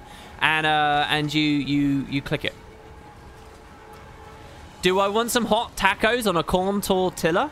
I do, and I'd love some Japalinos with that as well. If that's cool. I like Japalinos in corn tortillas. Perhaps I'll caffeinate myself with some espresso on the side, while I swap the ruins and sigils on my Guild Wars 2 build. Sweet. Wait, what achievement did we just finish it? Domain of that? No. Okay. All right. So we're still good. God, I'm losing track actually a little bit here. Let's just go straight back to the board, I suppose, because we're quite high up. Stop. Not like this. In your ideal world, when do you want to see Guild Wars 3 in relation to the Guild Wars 2 story? Like after we've dealt with the dragons, or do you want Guild Wars 2 to keep going after that? No, I don't know. I don't know. These are like the mysteries of the universe to me right now. I don't know, because it's like, what am I? If I say no to that question, first of all, I think that Guild Wars 2 should be about the Elder Dragons. I think the second it's not about the Elder Dragons, I think it opens us into this weird, meandering, like, I don't think it's a good idea. I think if they ever do even conceive of that, I think what it has to be is a very clear story direction and new nemesis / through line / whatever. It has to be clear. I think that the weight of everything we're experiencing, it will all feel really arbitrary the second the Elder Dragons are done and like that story's finished, and it feels like it's just sort of meandering now and it's coasting idly along. I think that's going to be terrible. I do not think that Living World works. I don't think any of it works. I don't think they can keep people invested in this story and returning and so on without that end game. You know, once that end game is exhausted, I think they are done. I really do. And I think the job of finding a good replacement to the Elder Dragons is too big of a challenge. It's like you know, it's like The Walking Dead once the governor was dealt with, and it's like, okay, so now we got to have a next bigger bad, and we got to, you know, keep it going and so on. But you know, there's all these interesting like conundrums with this, because so what am I saying? If we make that assertion at the start, Guild Wars 2 should never finish the Elder Dragons. So what am I saying now? I'm saying that they sort of deliberately stall and slow it down, and like just for as long as they can. Like there has to be an end point, doesn't there? Like it's strange, because as an MMO, as a product, as a video game, there is nothing wrong with saying we want this to go until it's the year 2050. There's actually nothing wrong with that. There's nothing wrong with saying we want a video game that's so successful, it's going to last not just a decade, it's going to last 5 decades. Our MMO is going to be developed for a century. You know, you could... These are, you know, really stretching what becomes realistic things to think about, obviously. But there's nothing fundamentally weird about it. But when we combine that with it being a story, it doesn't work anymore. It just doesn't. You get into this weird thing where it's like, you know, there's not even any great comparisons out there. You know, The Simpsons, right? Like, all things have their day. So there's going to be an end, right? So if we make this assertion, like, it can never move away from the Elder Dragons, what do I want them to do, to just stall it for long enough? I don't know. I think, I mean, you could go with a very, like, pragmatic viewpoint as well. And just say the money's the bottom line. You could say, as long as Guild Wars 2's making money, fuck it. I don't care I don't care how long we develop it for. I don't care what the story's about, as long as it's making money. As long as people want to play it. But, you know, there was even a Path of Fire reviews where someone knocked it, saying it doesn't look good enough anymore. They're saying that they're saying, guys, what we're looking at right now, the graphics are too bad. This is looking dated, apparently. Now, I'm not particularly versed in other MMOs. I know that FF14 can look really good. I know that ESO has flashes, but I would not say that this is not good enough. Would you? So I don't know. All those things are going to start dragging on. Now, they can be updated. They can be shored up. There's a difference when we talk about technical improvements to the engine to keep it treading water with contemporary rivals versus story that just goes on in perpetuity. So yeah, this idea of a Guild Wars 3, if we eventually do embrace it, and this is what we want to say, you know, not only ArenaNet make the decision they're going to do another game, but they make the decision that it's going to be the same genre, and they make the decision that it's going to be the same IP. All big decisions, all just as likely to fall on a tail rather than a head, right? We're in that world. Where's Guild Wars 3? I've always said, actually, I think it should be, I want it to be about 100 to 200 years before Guild Wars 1. Because you might say, oh no, we want it on another continent, we want it on another planet, we want it in another realm in the mist, we want it here, here, and here. At that point, I wonder whether you should just scrap the IP, though, and just do another one, because clearly you're striving for some creative outlet in a new environment, right? You know, it's so simple for some of these other companies. It's so simple. You know, Bethesda can get their traditional fantasy fix by working on some Elder Scrolls stuff, and then they can get their sci-fi fix and their post-apocalyptic fix by, you know, leapfrogging with Fallout.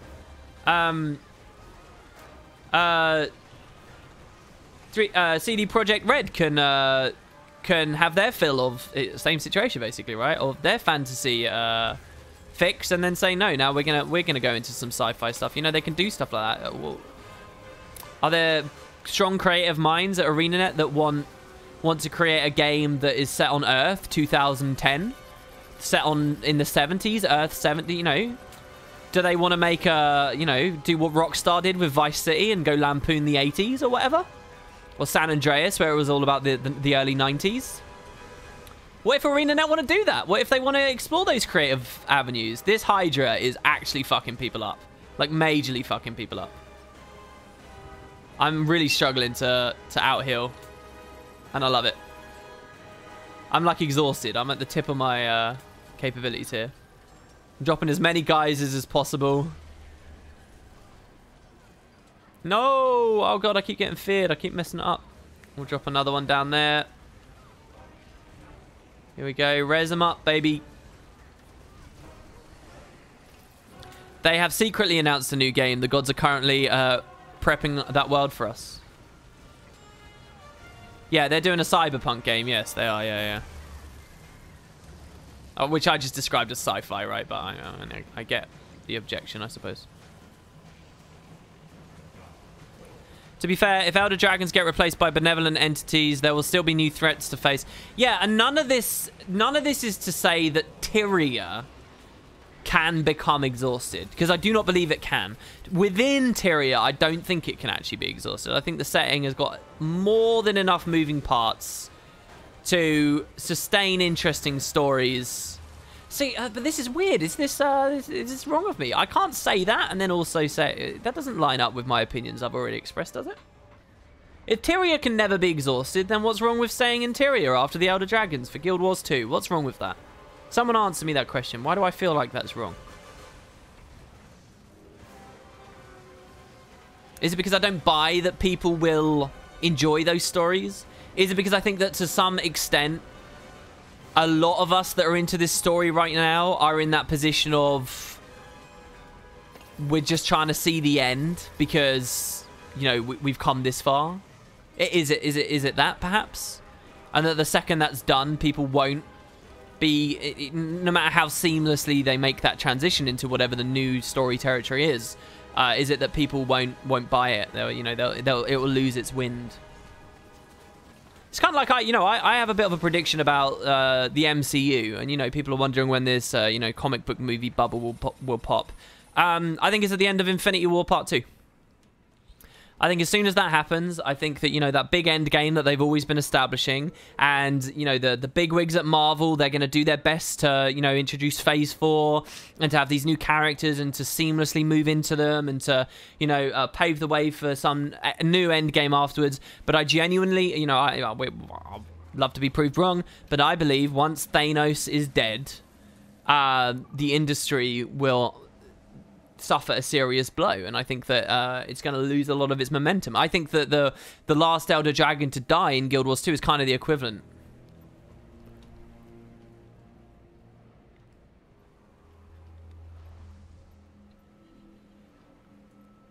Spoilers. I don't know if... Well, presumably, yeah, Thanos will die.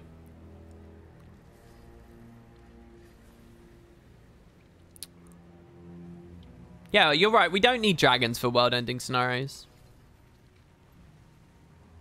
WP, you want to see a definite ending because you are a completionist? I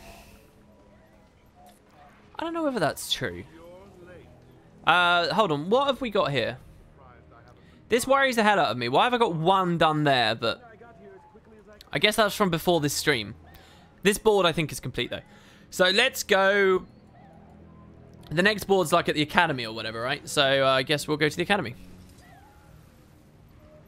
Don't you think that's an unfortunate side effect of them marketing on Elder Dragons so much? I don't know. What's the through line? Sorry. What are you founding that discussion point on? I don't think it was a mistake to do it. I'm not equipped to know whether it was a mistake to go into dragons. I mean, I know all the downsides of dragons and their ability to be antagonists and so on. But they could have been dragons and not written as hurricanes and so on as they were, right? And they could have been dragons and been more Morgemothy from the start. And even if they were written differently, there's no... Here's a sad truth, that anyone who genuinely criticizes and analyzes the personal story is forced to come to the conclusion of. The sad truth is there's quite a few compelling villains, and there's lots of bosses and enemies and threats on the ladder as we climb to Zhaitan, the final one. But none of them are any better than Zhaitan. None of them are dragons, right? Well, you know, some of them are risen, right? You know, the problem isn't necessarily the decisions with what they did with Zhaitan and how they wrote him. It's actually, you know, it's boss of the week issues, and it's none of them getting enough time, and it's just poor writing. Like, that's really what it comes down to. So, you know, I don't know whether the dragons were inherently bad. I mean, top level, why did they make this game all about dragons and Zhaitan and so on? It's because dragons were cool around 2012. There were lots of games coming out and looking at dragons in a big way. Skyrim was the other big front-running one that I recall at the time. You know, I don't think that was a mistake. I think dragons, from an outsider looking in, that's an easy thing to wrap your head around and to be excited about and think, yeah, I want to play an MMO that's all about killing dragons. You know, I think that, you know, is that a mistake? Probably not, no. I just get the feeling they've driven themselves into a corner with the dragons. Kind of seems hard for them to do an X back on anything other than Elder Dragon. I disagree with you there, because I think, what did we just have? Yes, Kralkatorrik factored into this expansion, but was this an expansion purely about an Elder Dragon? No, and if anything, it actually twisted our expectations of what they would do with the Elder Dragon stories on its head, and I think that's creditable, is it not? And there's potential for that in the future too. God, this area looks so good. God. Whew. My problem here, though, is... We got to go this way, really. I've just led that Zerg in such a horrible position. We kind of got to go this way and over that bridge over there, so... What would be one thing you would want to happen or change for Guild Wars 3? Story-wise, I mean, all of this conversation has been dominated about the story.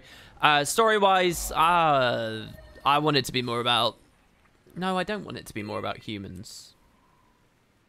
I want it to be more about empires and nations. It doesn't have to be humans, but I want it to be about empires, nations, dictators, fanatical people, spiritualists, so on. I want it to be about that. That's what I want. So is it here? I guess it's underneath. It's so cool coming back here, by the way. You've certainly been strutting around like you own this place. You want it to be about Joko? But you're not part of sure. I mean, here's another... You just made me think of something else as well. You know, I'm playing Divinity Original Sin 2 at the moment, and it's really fun to see all the stuff about Brachus Rex again. And it's like, you know, I like that he's like this character that serves as like a puncture point for all three. You know, so that would be a fun thing. If we were going to have a Guild Wars 3, who's the consistent element, if there's going to be one, through all of them? What should that be? I like the idea that Joko is the consistent element through all three, right? That would be kind of fun. He's kind of our Brachus Rex, if you will.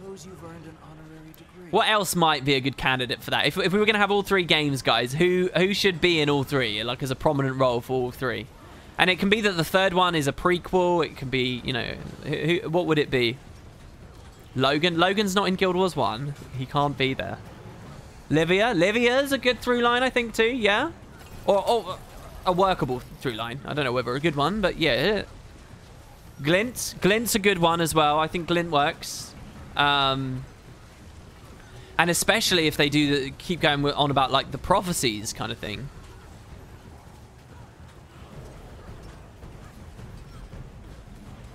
How about a corrupted Risen glint? You know, it's funny you say that because that could be a thing for Living World Season 4. No, seriously.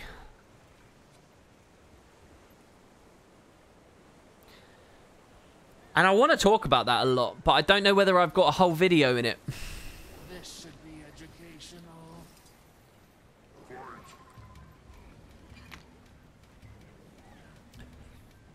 Joker is already set up for that, isn't he? Even if we kill him in the game, he's clearly following that he would view him as a martyr. Well, no, I like the idea. I guess if he was the through line, it would be Guild Wars 3 as a sequel. And, like, he gets thrown under a rock again, right? By the end of Season 5 or something. Guild Wars 3 Return of Dwarves. Are dwarves that exciting that we're desperate for that?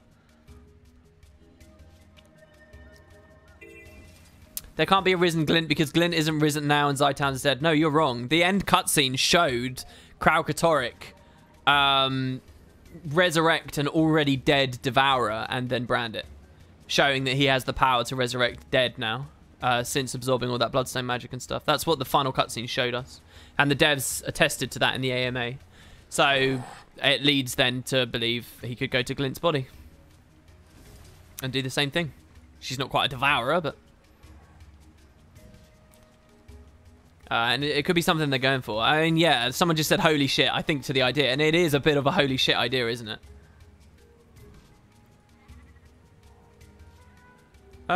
Where's this bounty?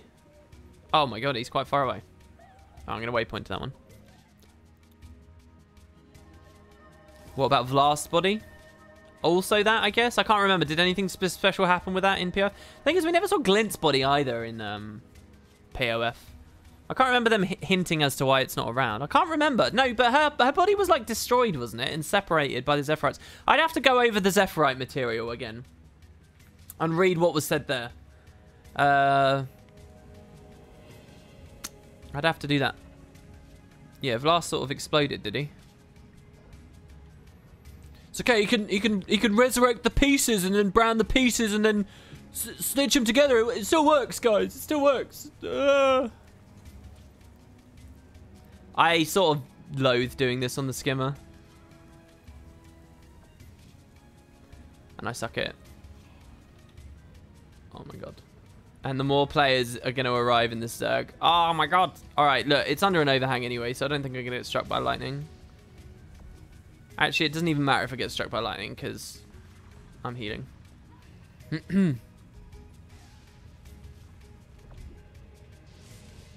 Are we not even supposed to be able to, like, do this?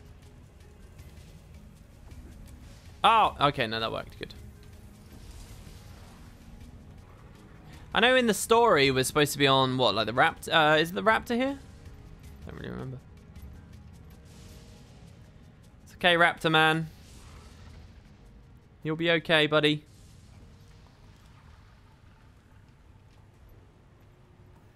Don't know whether there was any point in me doing any of this.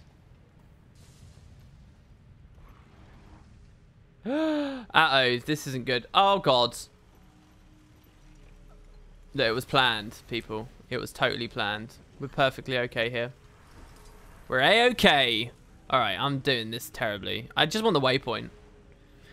Okay, sorry. WP, what if the Shatterer actually is Glint? Why did I get knocked off? What? What happened there? Why?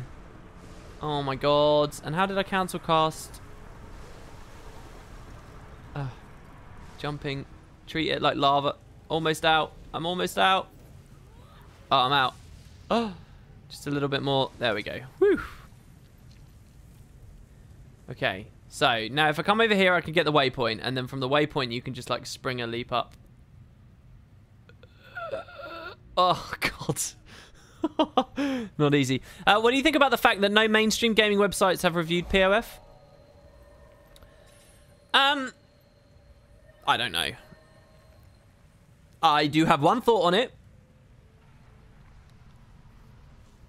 And that's that whether it's internet-based, whether it's about video games, or whether it's printed news, I'm a rather cynical man about news, mainstream news delivering systems, shall we say.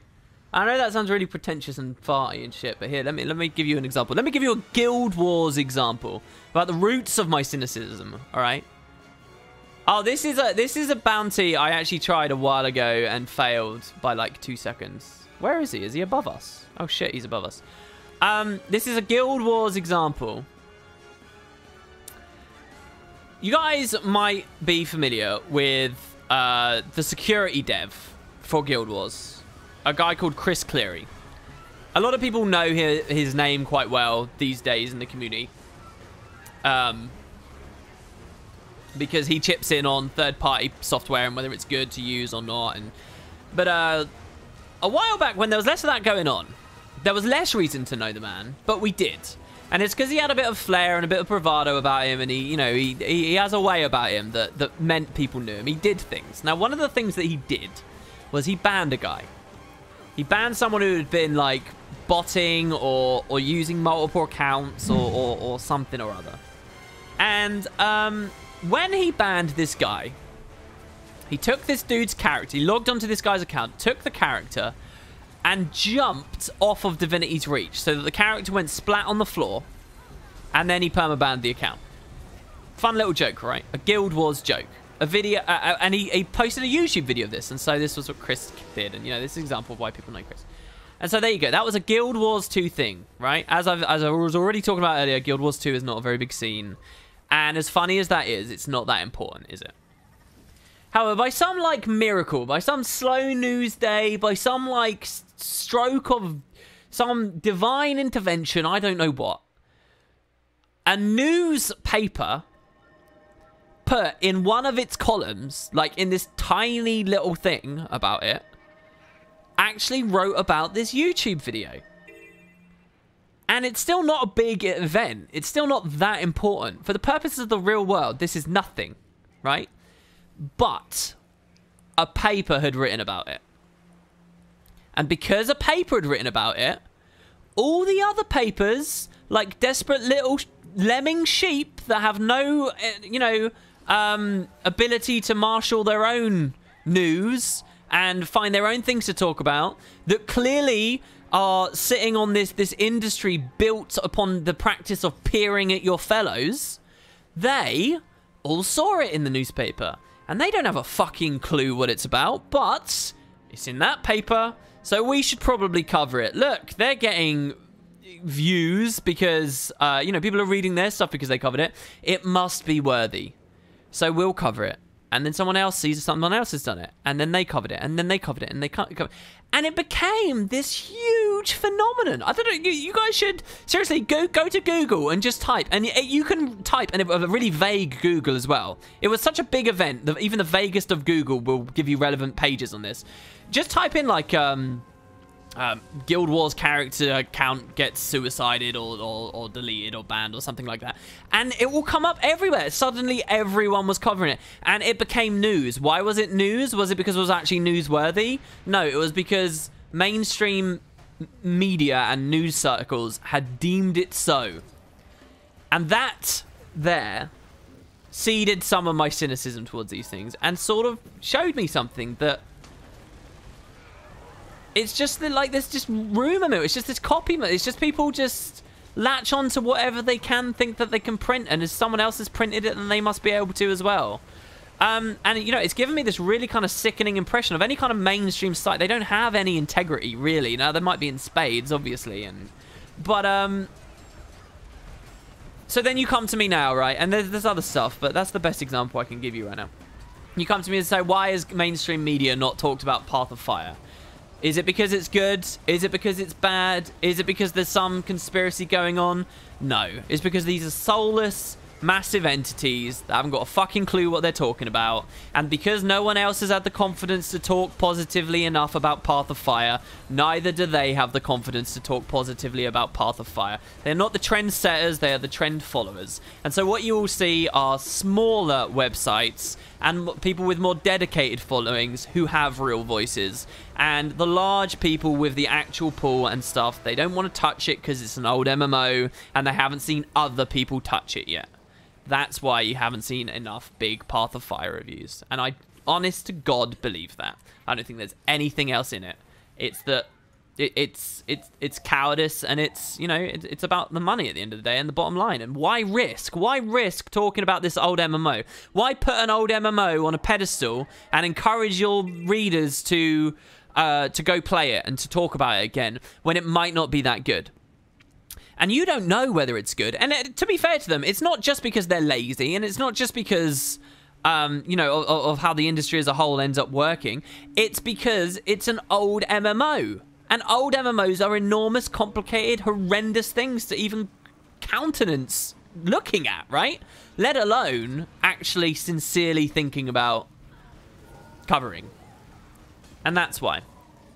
And it is one of the cruelest, shittiest things to understand about not just gaming, but, you know, as an MMO developer, I think that would crush me to an extent. What's the point? What's the point in making better products? What's the point in listening to community criticisms and stuff? You'll never make it. If you didn't make it when you first released, where it's most impossible to make it, because, you know, it's impossible to release a perfect MMO that competes with all these other ones, then you never are. And that, my friends, is why MMO is a dying genre. There you go.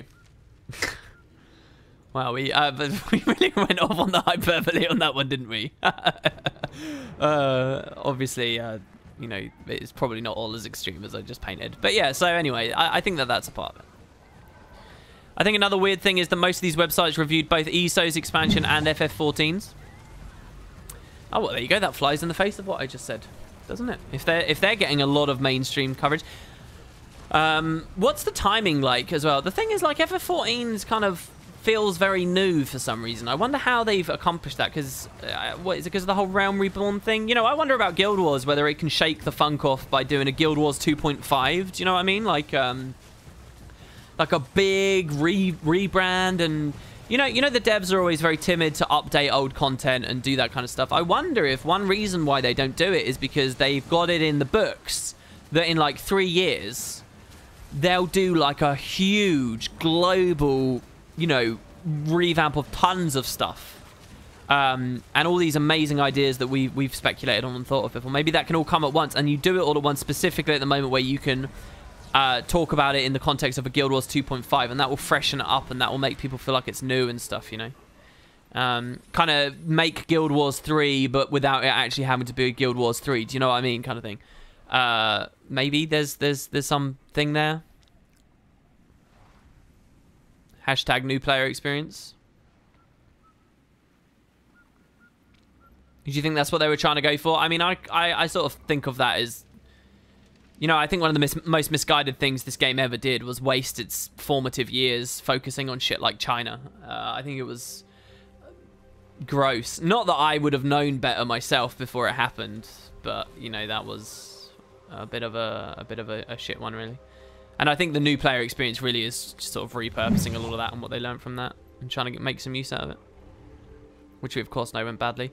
All right, so bounty target over here. Big topics today. Big topics.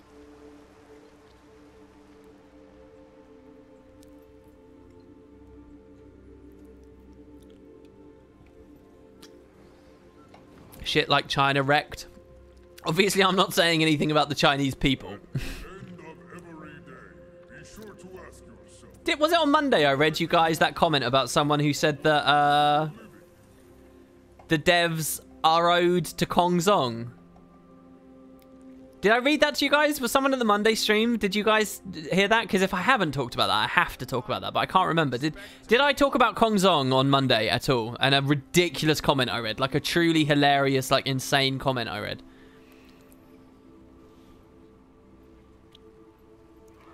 How hard is it to get the funerary armor? I mean, it's sort of a long-term goal, I would say.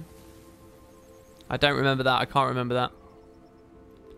I'm wondering, WP, why didn't you go for the Griffin yet? I'm just taking it slow, to be honest. That's all it is. I'm just going slow. What the heck? He's here? Should I guess we'll fly up here and use the Springer as best as possible. No, you guys didn't see it. Oh, I must have just read it and... Oh, I think I posted it... Oh, I'm scared now, because I think I posted it to some friends, which usually if I do that, I do it instead of like a tweet or something. I do it because you know, it would look bad for Wooden Potatoes to be saying it. So maybe this is a terrible thing for me to be doing. Hold on, let's see, shall we? This could be really, really dumb. I'm basically here. I'm going to tag the bounty, but I'm looking at YouTube right now. Just give me 1 second.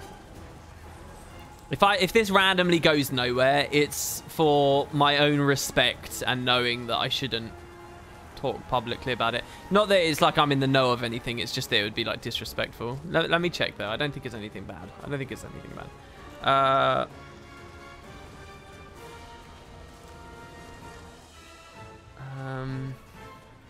How do I spell?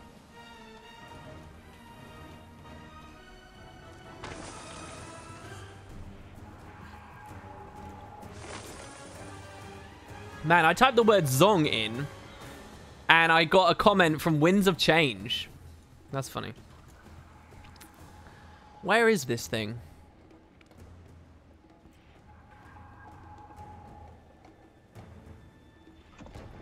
How do you spell the company? I thought it was Khong. Oh god. Oh, why is he sieging me out of the entire Zerg? What is that? Oh my god. Twitch chat, help me out here. How do you spell the company name? I mean, the commenter might have spelled it wrong as well, so in which case I wouldn't be able to find it. Yeah, I thought it was that. I'm the tank, apparently. Yeah, I'm range tanking. Maybe it's like a furthest away thing. Starve Earth 1 is always useful. Yeah, I put the weakness on because no one else will, guys. I have the tag, so he's sniping me. Alright. Okay, let me go back then. Yeah, people are saying it how I would expect. Oh, do you know what? Maybe I removed the comment. Maybe I removed it. Maybe it was that bad that I deleted the thing.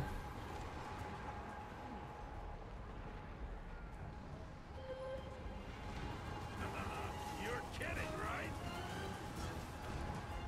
Oh no, here we go. I found it. It's because he spelled it all as one.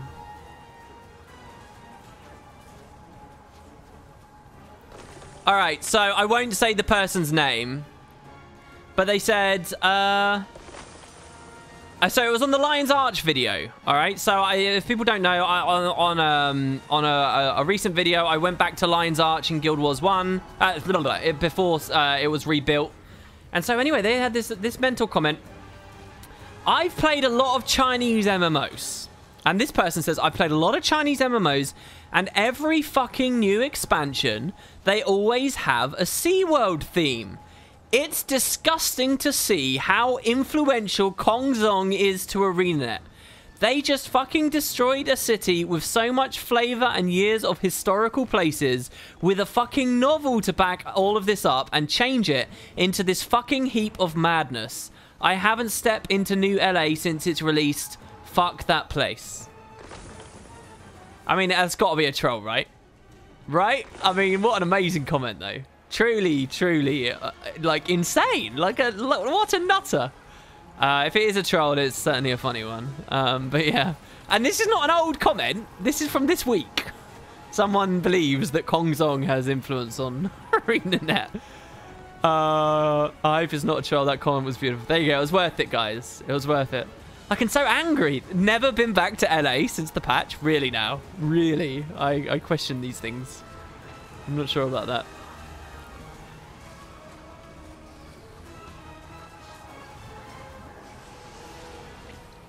I wasn't expecting this type of tea. Bottle of Salajar's Choice. Ooh, yummy. You haven't been on their site in a while? Yeah, I wonder how things are going. A lot of people have been asking me how are things going, and I liked playing on that client. You know, I find it interesting. I don't think it was a good thing for the game in the end, but, you know, I'd love to cover it more. I'd love to understand it more for you guys, but...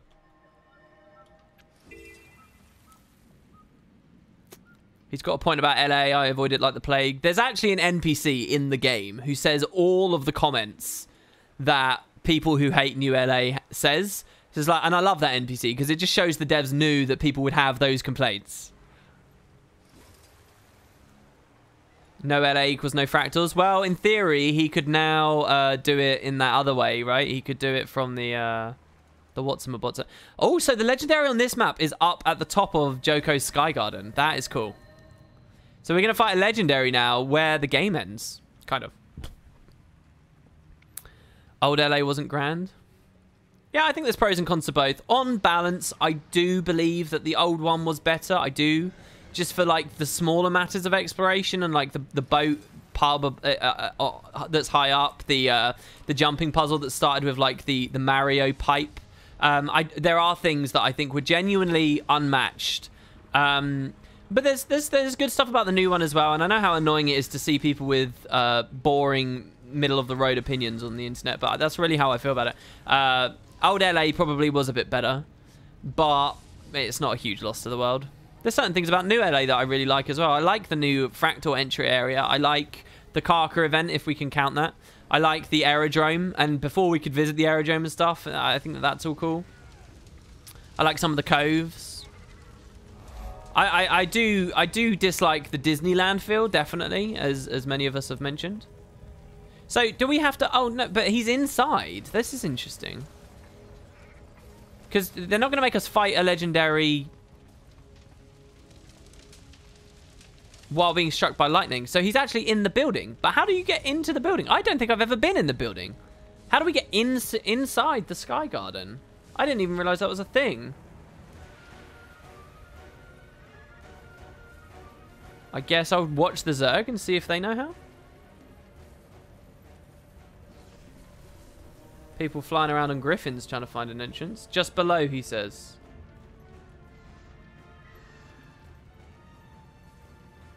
Duh. Why are people so mean? I've never done it before. You don't have to be rude. Oh, here we go. Oh, this doesn't look as good in here as I was hoping it would. Alright, well, anyway. Alright, Branded Hydra. Another legendary. Do you think the cancellation of Guild Wars Beyond influenced the story of Path of Fire? Oh, that's a cool question, dude. That's a cool question. Wow. So I'll just explain it for everyone else before I give you an answer. So Guild Wars 1 had a living world as well, guys, basically. It was called Guild Wars Beyond. It's what dealt with the war in Kryta. It was... Formerly, it was all about building a bridge between Guild Wars 1 and 2. And it did build a bridge in a lot of ways. So it sort of talks about Logan's great-grandparents or whatever, and it talks about how Kryta got to where Kryta is and stuff. But it had an arc in Cantha too, to do with the beginning of their xenophobia and how they treat outsider races and stuff, which hasn't paid off yet because we haven't gone to Cantha yet in Guild Wars 2. But, you know, it built a bridge that hopefully one day we'll cross. They were then going to go to Ilona. There's going to be a Guild Wars Beyond chapter in Ilona, and it was going to deal with matters of crossing that bridge. Now, what would those be? Well, primarily, from the time, it seemed more that it was going to be about Palawa Joko. So now, obviously, we've come to Ilona, and Joko's here, and all of that stuff. So it's amazing to think back now, isn't it? Like, how did the cancellation of Path of Fire... how did the cancellation of Beyond affect Path of Fire? I don't know how much it did. So what we're kind of wondering now... So Path of Fire reveals to us that Joko, when we meet Joko, by the time we get to the scene, the story is this. Joko has captured and taken control of Vabbi and blah, blah, blah. And Joko himself is in the mists. What of that setup would Beyond have done? And was that always in place?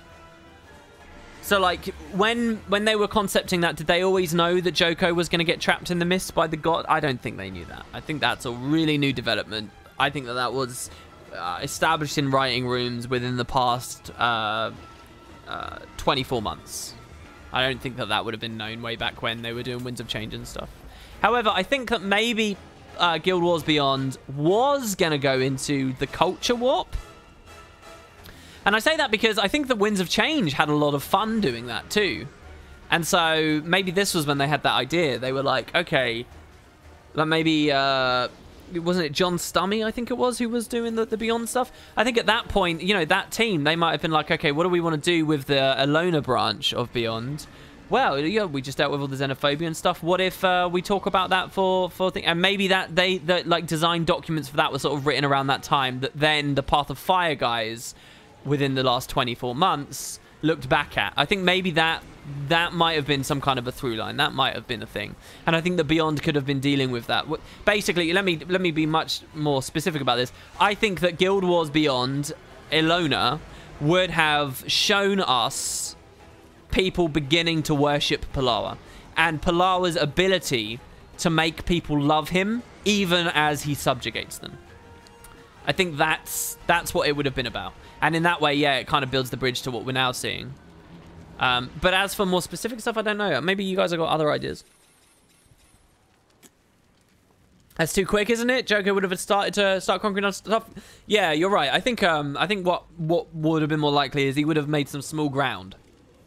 He wouldn't have formally conquered anywhere majorly. I'm not saying he's already going to be in charge of Vabbi and stuff, but what I'm saying is we would have demonstrated people's ability to devote themselves to him, and demonstrated this as something that if Joko utilizes will become a nationwide thing, which we then see in Path of Fire has actually happened after 250 years. And I mean, we have express law that shows the actual capturing of Ilona was way after the Guild Wars 1 Heroes time anyway, so Beyond kind of couldn't have shown that.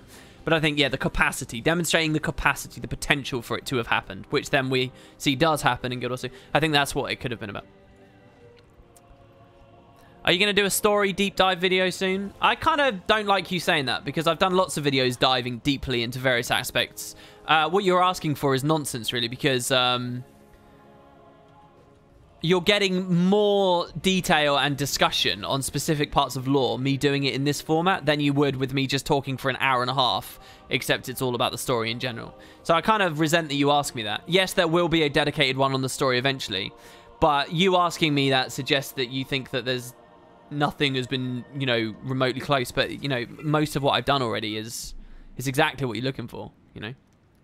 Like the list of video. I know, again, I want to do a video about the fate of the afterlives now that the gods are gone, and how that can leave some cool space for Menzies and Arachnia and all that kind of stuff. I love you. Can you comment on you loving me? I think it's a bit weird, because, I mean, I'm not really... You know, I hold no delusion. I'm not important, man. I'm just a guy playing a game that you play. It's a bit weird to love me. It's cool. Hi, but, I mean, I hope you realise it's unrequited. Because you are furiously unlovable yourself. Shiro can come back again? Oh, God. One thing I've always loved about Cantha, and the thought of Cantha, is like some like horrible, dingy, dark corner, humid, claustrophobic, packed in, dark avenue of the sewers. Somewhere there is like a pocket of infested, afflicted land still, where there's still the affliction, and they're just there sort of rotting in the underbelly of Cantha. And we can go fight them. Not that I want the affliction to be a big thing in Guild Wars 2 or any of that. Obviously, I'd want it to be talked about and, you know, maybe expanded on in just a little bit. I wouldn't want it to be a main threat. But I like the idea of seeing some. Just some.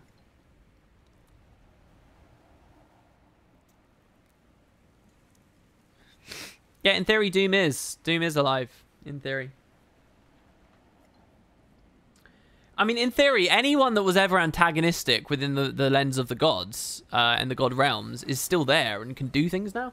But then, you know, to blanket say Menzies is now in charge, Doom is now in charge, you know, X, Y, and Z, is to also say that the gods are incredibly negligent and wouldn't have put checks and balances in place. So that's why it becomes a more interesting discussion to me.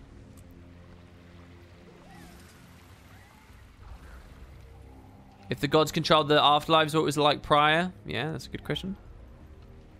Alright, we've got Warhound to kill. Straight back up where we just came from. Hey WP, do you think there's ever a chance we'll get to see any of the other god realms? Also, don't you think it's very striking that Balthazar's forged a stage in the realm of torment? Yeah, they talked about that a little bit. I want more details on that, and I think that the game will give those to us. When you say other god realms, I'm guessing you mean beyond Underworld / Foe. I would like that too. I want to see Eternal Paradise. I want to see Lissa's realm. I want to see these things. And if you subscribe to the theory that Lissa is like the grand evil manipulator of it all along, and blah blah blah, that could kind of lead it to being her realm is the last most important one, and we go there and, you know, get our real motivations and stuff. I don't know. I think that's all cool. Sorry if I'm not paying attention, but what happened at the top of the Massart steps? They mentioned some kind of struggle, and there's a weird emblem. Sorry, are you talking about in the Fire Island chain at the Caliph steps? I don't remember that precisely.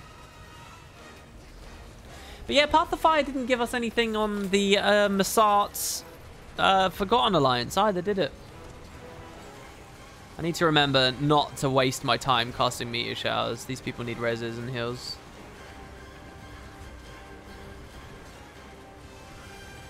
Do you think that Balthazar might have had a hand in Ritlock's spell to break the faux fire before failing, purposefully bringing two swords to his location in order to trick whoever came after it to use it to set him free? I'm sorry, are you asking me, did Balthazar cause the faux fire ritual to fail just to get Ritlock? I think that's a bit much to swallow. Or are you saying when Balthazar gave the swords to Or, who then gave them to Ascalon, when Balthazar did it way back then, he built in this fail-safe thing? I mean, I also think that's a bit much to swallow. A bit more plausible, maybe? I don't know. I'm not sure if you like speculating about this question, but do you think we'll ever go to Cantha, or do you think ArenaNet would be afraid of stepping on China's toes? I have absolutely no understanding of what they would be scared of. I've heard a lot of different ideas in the past. Most of it just sounds like nonsense to me. Unsubstantiated, uncited nonsense. Like,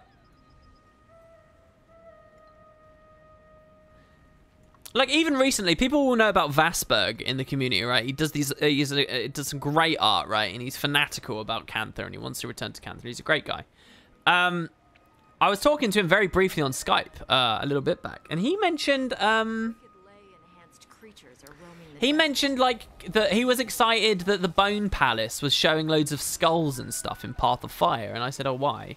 And he said, oh, I'm excited that the Bone Palace has got lots of bones, because clearly this shows they don't care about the whole skull thing when it comes to Asian territories anymore. And because they don't care about that anymore, that demonstrates that they're not scared of upsetting the Asian territories at all, which means that we can go to Cantha, and clearly this Bone Palace thing is a sign that we're going to Cantha. And I can follow the logic of that, but I said to him, what are you talking about? How do you even know that the reason that's why we haven't gone to Cantha is because they're afraid of offending Asian territories? Isn't that just a bit flimsy? And he was like, yeah, it's because, you know, they're mixing Korean architecture with Chinese architecture with, and he used something else, and he said, you know, and this has always offended those territories and stuff. And I said, well, you got a source for any of that? And he's like, oh yeah, no, but no one's got any sources. It seems like such an arbitrary, foolish, nonsense, pathetic thing to hold someone. But I don't think that that's what can be going on. Surely that's not what's been going on, is it? I mean, is it? I mean, what does that say if that's actually what's going on? So I just find it flimsy, as I said a second ago. I mean, I do think there is a reason. I'm not saying there's no reason and they've just been biding their time. I do think that the Great Collapse thing is a thing. You know, for a long time, I didn't think the Great Collapse had any conspiratorial reasoning behind it or any deeper knowledge and blah, blah. But, you know, they've openly said something's going on there. And said, oh, well, it's a story for another day and whatever, and they've talked about... So something's going on. These branded Earth Elementals look so much like Massart armors, it's unreal. So yeah, I just don't know. Have I listened to the old interview where Josh was talking about it? It was a blog post of his, wasn't it, actually? Didn't he used to do a blog and then he was asked to stop? I did back at the time. I did listen to it. But I don't believe he was definitive either. I think basically... he sparked the community looking further into it, but I don't think he was definitive about anything. I don't think. I can't remember. I've loved watching WP for years, and the first time I commented on his video, got angry because it was a question that sounded like a criticism. I'm sorry. I'm really sorry. What was the question, Elburb? I feel bad about that. What was it? Tell me. Let me know. I think you actually even referenced that point in one of your old videos. I'm talking about the pit in DR. Yeah, I mean, it's a thing. There's a thing about it, but it just all seems weird. I'm not for that reasoning. Even places like Ember Bay would be taken by clients, Bay then edited. Yeah, like I would just anticipate when they move it to the bone. I just don't know. I'll have to listen to bits of that interview. Yeah, I mean, it is old, and I certainly would not be rude to anyone who can't remember the full content of what Josh said way back then, because it is old. It's worth going back over, though, I think. I think that's a good point, especially now that Path of Fire's out, and lots of us are starting to think, yeah, Cantha. That moment where WP is eating near the mic and it's like ASMR. When did I do that? Was that in the cats video you're talking about? Oh, look, we can wrangle it, just like we could wrangle the other ones. Guys, let's catch the Devourer. I want to catch this guy. I'm in combat. All right, here we go. Let's wrangle it. I guess Raptor's best for this because he's nice and fast. And by fast, I mean blatant dev hacks. Here we go. I love this event. This is so good. This is so cool. It's weird running along here as well and remembering the old Nightfall mission. Ah, I did not mean to press that bind. No! What was I hit by? All right, there we go. We got him. Good, good, good, good. You called me pedantic before for a good-natured comment. Well, a good-natured comment can be full of pedantry. I don't know. I'm sorry. I'm sorry. I hate the thought that I give people a bad time. I'm talking about right now. Your lip smacking is on point at the moment. What? I'm not eating. That's just me. Oh God, that's not a good thing to hear, to realize. Yeah, you just naturally sound like you're eating. Oh, come on. All right, that's good. On the Chinese bit, I know that Dota 2 changed some of the hero models. Yeah, and we all know that the Chinese client has changed models. When I did my video and streams on it, I showed you guys all of that. You know, the Necromancer has a different icon. Critical hits are displayed in yellow, not red or whatever it is, to get rid of the suggestion that there's blood. You know, some of the backpacks and things changed. The offhand focus, Adam, is different on the Chinese client. These things are different. They've changed. And I don't think that that's any different for Path of Fire and the Bone Palace and stuff. And no worries, dude, no hard feelings. I'm glad you have no hard feelings. Thank you. That's the kind of emotionally stable, decent guy that I want watching a video anyway. So thank you, man. Thank you. Alright, let's go down here then. I bet an ASMR Guild Wars 2 channel would be popular. They could paint about all the lovely scenery like Bob Ross star. There are still some untapped things that people don't do in the scene. For sure. Safiri the Carver. Hunt down Safiri the Carver. Also still in the garden, so that's nice.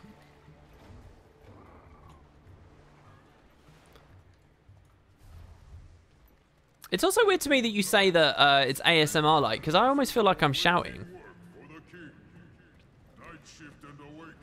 You would pay for a Guild Wars 2 ASMR lore video. What would that be? What would that be? I'll tell you what. You sign up to my Patreon campaign with a generous offer. Send me a message on that website so I can verify. With your full request, and I'll be putty in your hands. Oh, I've never actually done that. I've never sold videos like that. Some people do that though. I am on your Patreon. Thanks for remembering me. I love it. You definitely sound too shouty for ASMR, bro. Sorry. It's okay. I don't really want to be. I should be whispering, shouldn't I? I need to turn the microphone up. Get really close. So we're going to kill Safiri the Carver here. Is that lip smacking good enough for you guys? Prince Rurik is my favourite character in lore because he's very fun.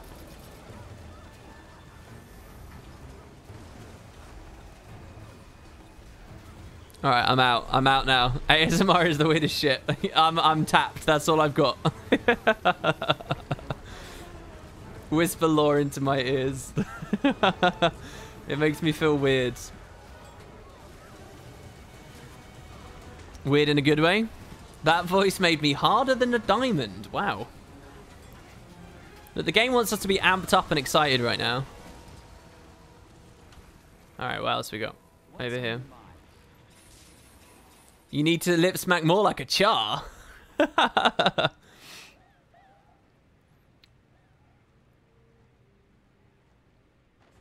Oh, I like the armchair ASMR expert in chat right now from Coca Bell, who's like laying back like some critic. No, not good. Hey WP, what do you think of the gargoyles in the Dwarven Ruins? I really hate to say it, but I don't think anything interesting of them at all. I don't know whether they mean anything. Don't really care. I stopped caring about... I think that's a special case for me where I sort of stopped caring about the gargoyles as soon as they blatantly just said, oh, we added them to Halloween because they were a thing. And it makes me very sad, but it's true. And this guy's above us, apparently. Not below us. So we want to get up onto the top of the wall here. Here we go. Lady Caraman. Nice. Your nerd voice is more ASMR. Okay, you clearly don't know what you're talking about because there's nothing ASMR.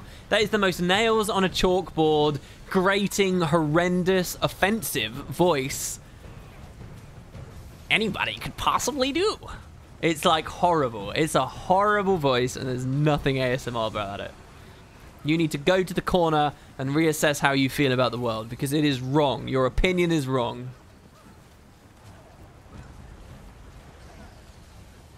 You need the Griffin. It's so much better movement. The only problem I have with the mounts is that they're too fast. You've used the wrong there, my friend. I would prefer the base movement was just 33% like swiftness. What do you think about it? I think that that's an impossible thing to me to make an assessment of.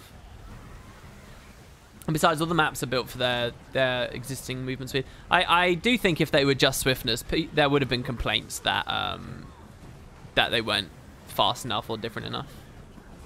So I don't know whether that would... And, you know, the speed that they move is heavily tied to their size and lots of things. I think we're talking a lot of, like, interconnected moving parts all happening at once, which they will have stressed over a lot and deliberated over a lot. And I think us just as a community now flippantly saying, oh, it would have been better at 32%. I think that's nothing I could come anywhere close to saying quickly. I'm going to accept they knew how to make better mounts than I did. Or do.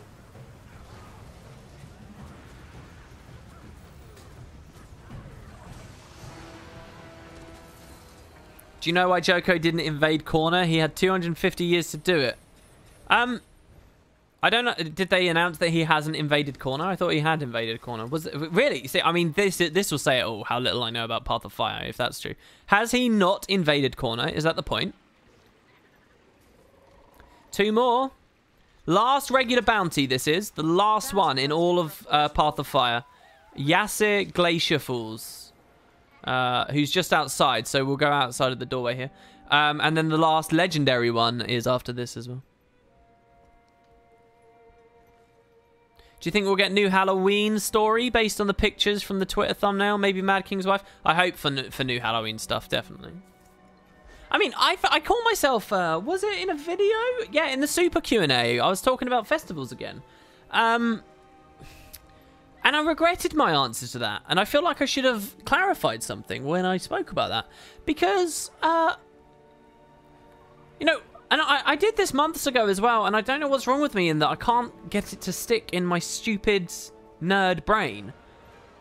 But we are all so quick and willing to say... Oh, they never update festivals. They never do new stuff. That's wrong. That's incorrect. I shouldn't say that. I shouldn't speak factually like that's a thing. Because that's completely untrue. They do update the festivals. every festival they've updated. They've added new rewards to go for and new reasons to look back at it. They haven't added, like, major new stuff, and yes, we can talk about that. But I think we do have to be careful about how matter-of-factly we say these things sometimes. And, you know, I made that mistake in the Super Q&A. You know, anyone listening to that anyone who doesn't play Guild Wars or is new to Guild Wars will listen to that Super Q&A, and they'll come away with that, with the impression that, like, they made these festivals in 2012 and never touched them again. And that's just not fair. They've touched them up every year. There's been new stuff every year. Especially as someone who likes guild decorations, as I am, you know, I shouldn't forget that.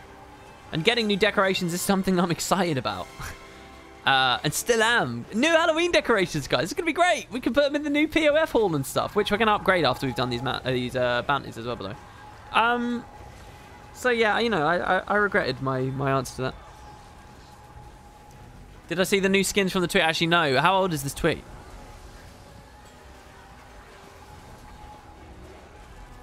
They did add some nice ambient dialogue for Thorn and the Quaggan in one of the recent Halloweens, which was really nice. I liked him treating the Quaggan surprisingly fairly. Really? Did they do that?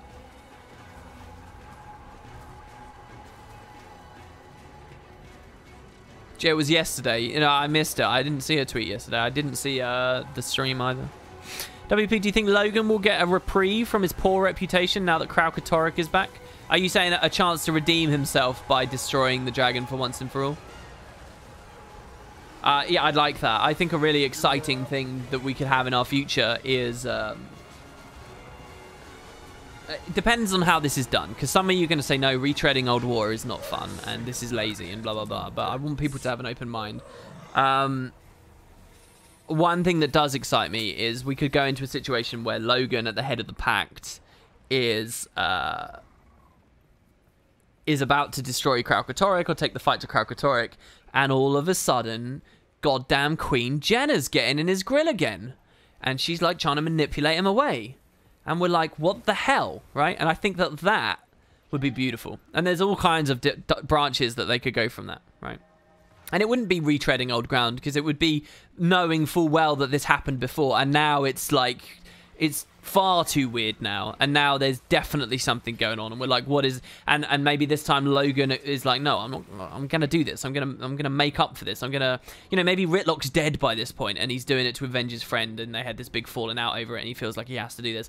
And so he says no to Jenna, and then Jenna, like, gets pissed and, like, takes him by force. And, like... And then the big reveal that she was Lissa, and she's always been trying to sow chaos and blah, blah, blah, blah, blah, blah, blah. I don't know. You get what I mean. Not all of that has to happen, but I think that's a rich thing to consider. And it would well answer and dovetail back to those earlier things. I wouldn't declare that as lazy, actually. I'd say that you know, that helps to make Edge of Destiny as a book work really well. Was it always known that Zomaros was a djinn? Yeah, well... Actually, he was referred to as a genie before, but I think I got into some discussions about this before. I can't even remember what side of the line I was on anymore. But like this thing of, is a genie the same thing as a djinn? And it wasn't particularly clearly known, and blah, blah, blah, blah, blah. All right, so this is the last one. I don't actually know where it's taken us either. I don't think I've ever used my raptor to jump over here. Oh, I love this area. Clearly very Griffin-y kind of movement. Griffin would excel here. That kind of jump right there, that's a Griffin jump. No mistake. We can jump off of our raptor on that.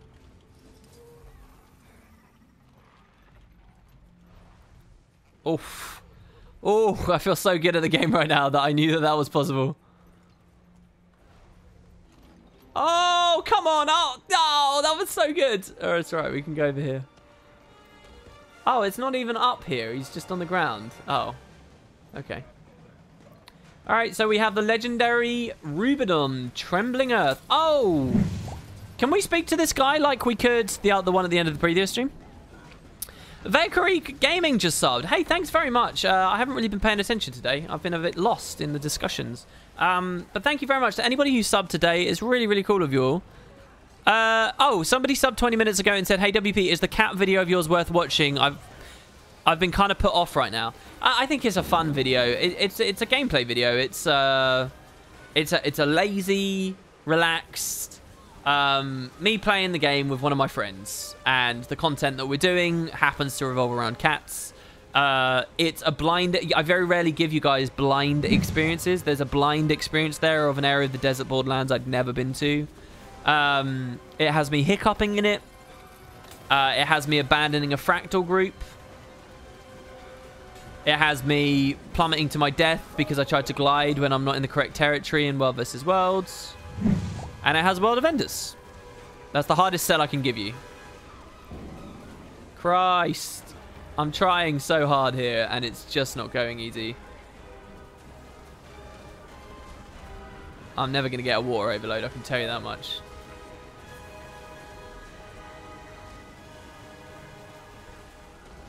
Just keep brute forcing it. Keep these bodies up. I'm casting other guys are there. Oh my god, I got a 5-man res on that one. That was great. I'm trying to stand in the middle, but it's really tricky. Like, if you get caught in the middle in like the intersection, it's really bad.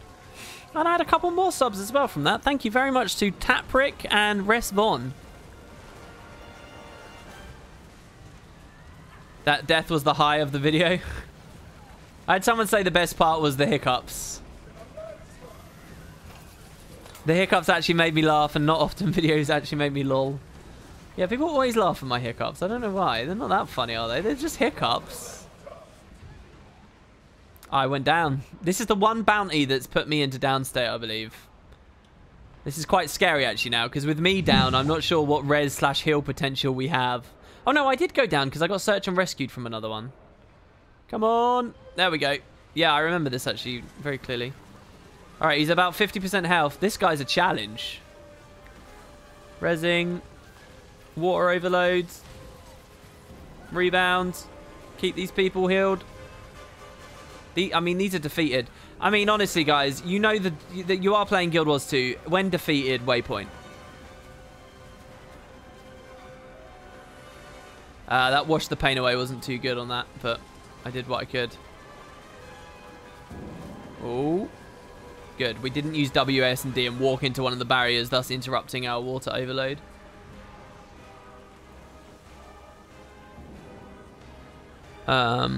That's your healer, Ellie. Right now, I'm actually on Magi's, which I don't actually think is good for the build I'm running right now. It's just I couldn't be bothered to change at the start of the stream. I would run pure Magi's on this. Pure Magi's. Or, actually, Clerics works as well. Clerics might be better because you might be able to manipulate aggro of certain open world bosses.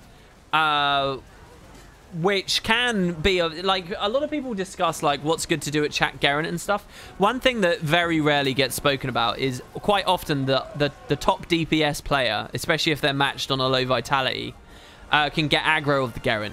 And with aggro of the Garant, you have an incredible ability to affect how fast it dies.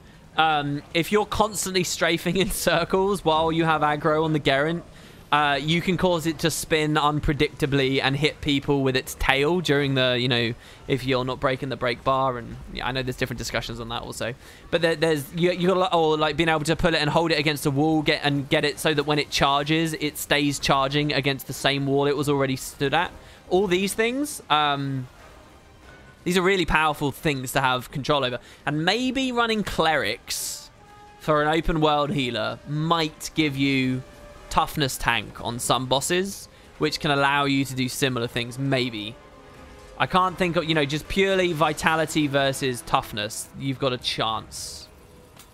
So okay, Triumph of Conquest. Commemorations of great battles would be placed onto the inside of tombs, honoring both the victors and the fallen. So this doesn't give me anything except 5 AP. Does that unlock dialogue at the Tomb of the Primeval Kings or anything? No? Or is that something else I'm thinking of? Final Sting. Oh, that's from the dwarf thing. That's irrelevant. See, that should be a regular collection to me, not a rare one. What about hybrid? I don't see the point in hybridizing.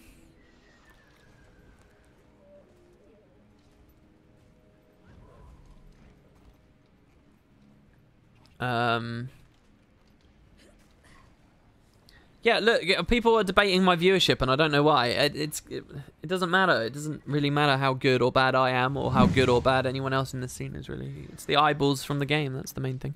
Anyway... Whew, somebody else asked me something. Yammers, hey, do you think that a Char unaffiliated with the Flame Legion or Black Citadel further into the Blood Legion homelands? I see the potential for it, but I don't know why that's on your mind or why that's interesting. Like full defector Chars? Char, I should say. So, which is it? Is it a Gladium has no warband, but isn't necessarily apart from the High Legions, right? All right, well, there you go. So that's all of the things, right? Let's check here. Path of Fire, Crystal Desert. That's all the bounties done, isn't it? Because I'd see the bounties. That's pretty nice, guys. So yeah, that took us 5 streams, and I think that's pretty fun. I think that's quite cool. So what's my motivation to go back and do them again now? Somebody tell me that in chat. What at this point, why do I care about doing... Why do I care about more elegy mosaics? It says spend at the Tomb of the Primeval King. So let's go there to cap this off, all right? Let's see why we care about this, all right? So I'm going to go to Makali Outpost. We weren't really debating. We were just agreeing you're probably the biggest Guild Wars 2 streamer. I'm not here the most, though. There are other people that are more consistent. So I think in other ways, like I don't think it's fair to call me the biggest Guild Wars 2 streamer just because I can pull high numbers in short bursts when I'm around. I don't think that's quite right because I'm not really a streamer. But yeah, obviously that's for you guys to talk about rather than me, I'd say. Elegies are for the funerary skin. So do you think I have enough for at least one skin just to sort of round this out? I guess we'll see. You'll need to do some of those bounties again for support achievements for the characters who choose to side with this or that faction. Yes, and I know I'll need to do some for the Elite Specialization collections too, as I've only started a couple of those tracks. So yeah, that's nice. And again, I'm in no rush for that. Heart of Thorns, it wasn't until like a year later that I eventually got all of my Elite Specialization weapons. And I had a lot of fun when I did it too. But again, it's the kind of thing I don't want to rush. You know, I criticized people recently. I don't know if you guys actually recall this. But I criticized some Reddit advice that was being wantonly offered. Oh, look at how good this looks running over to the tomb from here. Look at this. I criticized some comments people were making saying, oh, you should spam the first story step to trigger all 3 to get it all at once. You know, this kind of efficiency playstyle. And we talked about that a little bit. I think you stream regularly enough to be considered a streamer, and you are the biggest numbers draw. I think the next biggest stream are PvPers, primarily when abjured or rank 55. Yeah, and I think PvP does well on the website. But I don't know. I don't even stream. If I was still streaming 4 days a week, and instead of like 2 to 3 hours, 3 to 4, I think at that point, when I can say, hey, I stream the majority of the week, etc., I think at that point, it might be more of a reasonable comment. But I don't know, actually. I basically just stream a long weekend. So who do I speak to do it, though? Stealing from graves. Shameful. Is it the chests I interact with? Is it after the event? Is there any other reason for us to want to dispose of Palawa Joker other than him being a warmonger? Yeah, that's the thing. Good question. And I think what's really exciting about that whole thing as well is his people love him. We might not like him, but his people love him. What if the answer is to leave him there? Which is, again, that's, you know, another reason why he could still be around and like a potential Guild War 2. Here we go. So what a dismal place this tomb's become. You would think that being surrounded by the wealth of an empire would keep faces bright, but too much has been stolen over the years. I found your text. What now? Then we can proceed. Please help us complete the 7 steps of the ritual. Tell me about the first step. Walk the land as a mourner. You must travel the breadth of the empire of the primeval dynasty, spamming from the sea to the mountains. Find the royal boundary markers. The second step. The jewels from the djinn. The later steps. Collect certain luxuries. I mean, these are all just collections, right? What do I get once I've got all of these collections then? What does this lead to? I don't know what this is. I'm excited. This is kind of weird. What does this all lead to?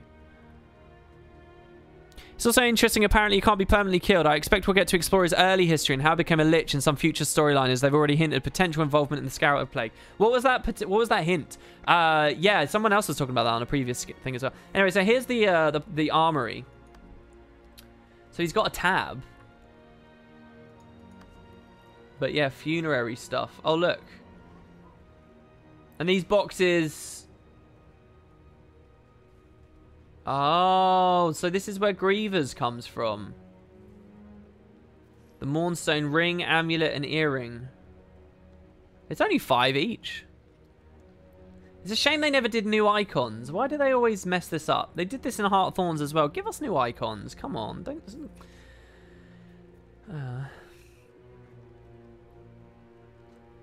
So these are actually quite expensive. Which one do we want? First person to tell me a funerary weapon. The first 2 people with the code 36. So type 36 and then... So the first 2 people, I'll buy both of your weapons. Unless it's too much money. What's the difference between Jenna and Joko? Both are absolute monarchs. Don't forget Jenna's power grab. I guess Joko is able to bring stability to his region. Yeah, interesting. All right, so what we got here? A torch and a sword. Okay.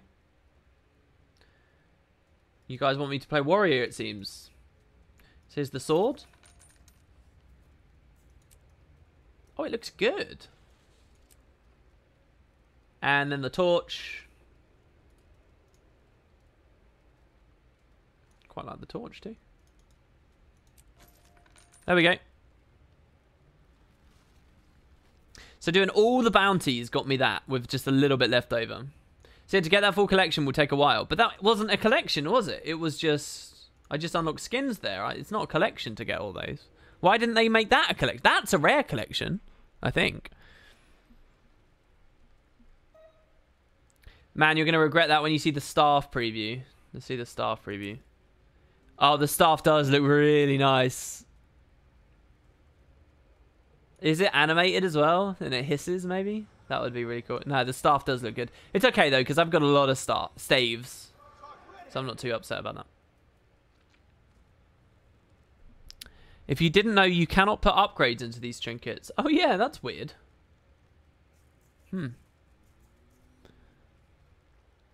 Why aren't there collections for literally all the skin sets? Are you being sarcastic or sincere? You should preview the funerary focus. It's sick. Is it now?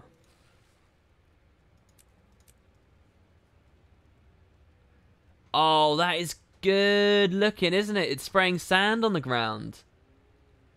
Oh, I do like that. What? And it's wrapping around my wrist. Oh, that is pleasant. That is pretty awesome. Man, if we ever get a main hand focus elite spec that punches people in the face, that is going to be my knuckle duster skin. That and then a bottle, the South Sun Cove bottle. I'll smash people up with a bottle in this thing. That looks really good. When you talk to the Twin Queens as you visit the tomb in the story step, they mention focusing more on partying and listening to bad advice, which led them to ruin as the Scarab Plague hit. I remember this. That bad advisor could have been Joko. Costage, you're usually quite on point, I think, with a lot of your lore comments, but that I cannot get behind whatsoever. I mean, yes, I think that you're right, that's a potential. But your initial comment earlier was that they had hinted Joko had an involvement with the Scarab Plague. I don't think that's fair to say, because you're coming at it from the wrong angle there. I think it's a nice idea, but the hint is not that he interfered with the Scarab Plague. The hint is that, you know, something nefarious was going on. And I get, like, from a narrative standpoint, it would make sense that they tie all this together, but I don't think that's quite enough to fairly say, if that seems reasonable. I fucked up. I should have said focus. Also, 1,000 yes to focus main hand brawler. Do you have any suggestion to do a legendary or ascended armor with a new patch? Yeah, well, I think, yeah, they add new legendaries with new patches, and obviously that's one thing that can give you a lot of playtime. Well, there you go, guys. So that's today's stream. Thanks very much for watching. It's actually been a 3-hour stream. Like I said, I started early so I could end early, so I could get back to playing Divinity Original Sin, and I haven't even done that. It's now pitch black. I haven't even turned the lights on in here. I've still got the fan blowing on me. I've got half a mug of coffee in a black mug that I can't even see the coffee because it's dark in the room. So anyway, yeah, I'll be back tomorrow. Thanks very much for all the watches. Thanks very much for the donations earlier as well. It was really lovely. I hope you guys had some fun discussion there today. And yeah, especially thinking about the idea of like, what is ArenaNet signature? What is like long-term future stuff? I get it's probably a bit silly to talk about, but it's interesting. Yeah, Divinity Original Sin 2, I just broke out of Fort Joy. So I want to keep going. We actually broke out of Fort Joy without the cat. The cat died. So then we reloaded a save and did like 4 hours of gameplay over again, just so that we could escape with the cat, who was very happy about it. And now we have a cat summon.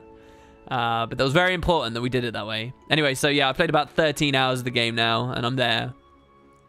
And Stellaris, I'm about to make another campaign as well. I don't know, there's lots going on. So yeah, please do visit Discords. The guilds are very full at the moment. In 2 months, we'll have our mini purge and there'll be lots more opportunity to get in again. But generally, we're about 1,000 member guild at the moment. So it is tough to get in. I am trying to listen to your mails if you guys want to. Don't forget with the lottery and all that other fun stuff. Thanks, guys. Honestly, it's been a really fun stream. I really had a lot of fun today. And I hope to have again tomorrow with you all then. So I will see you all when I'll see you.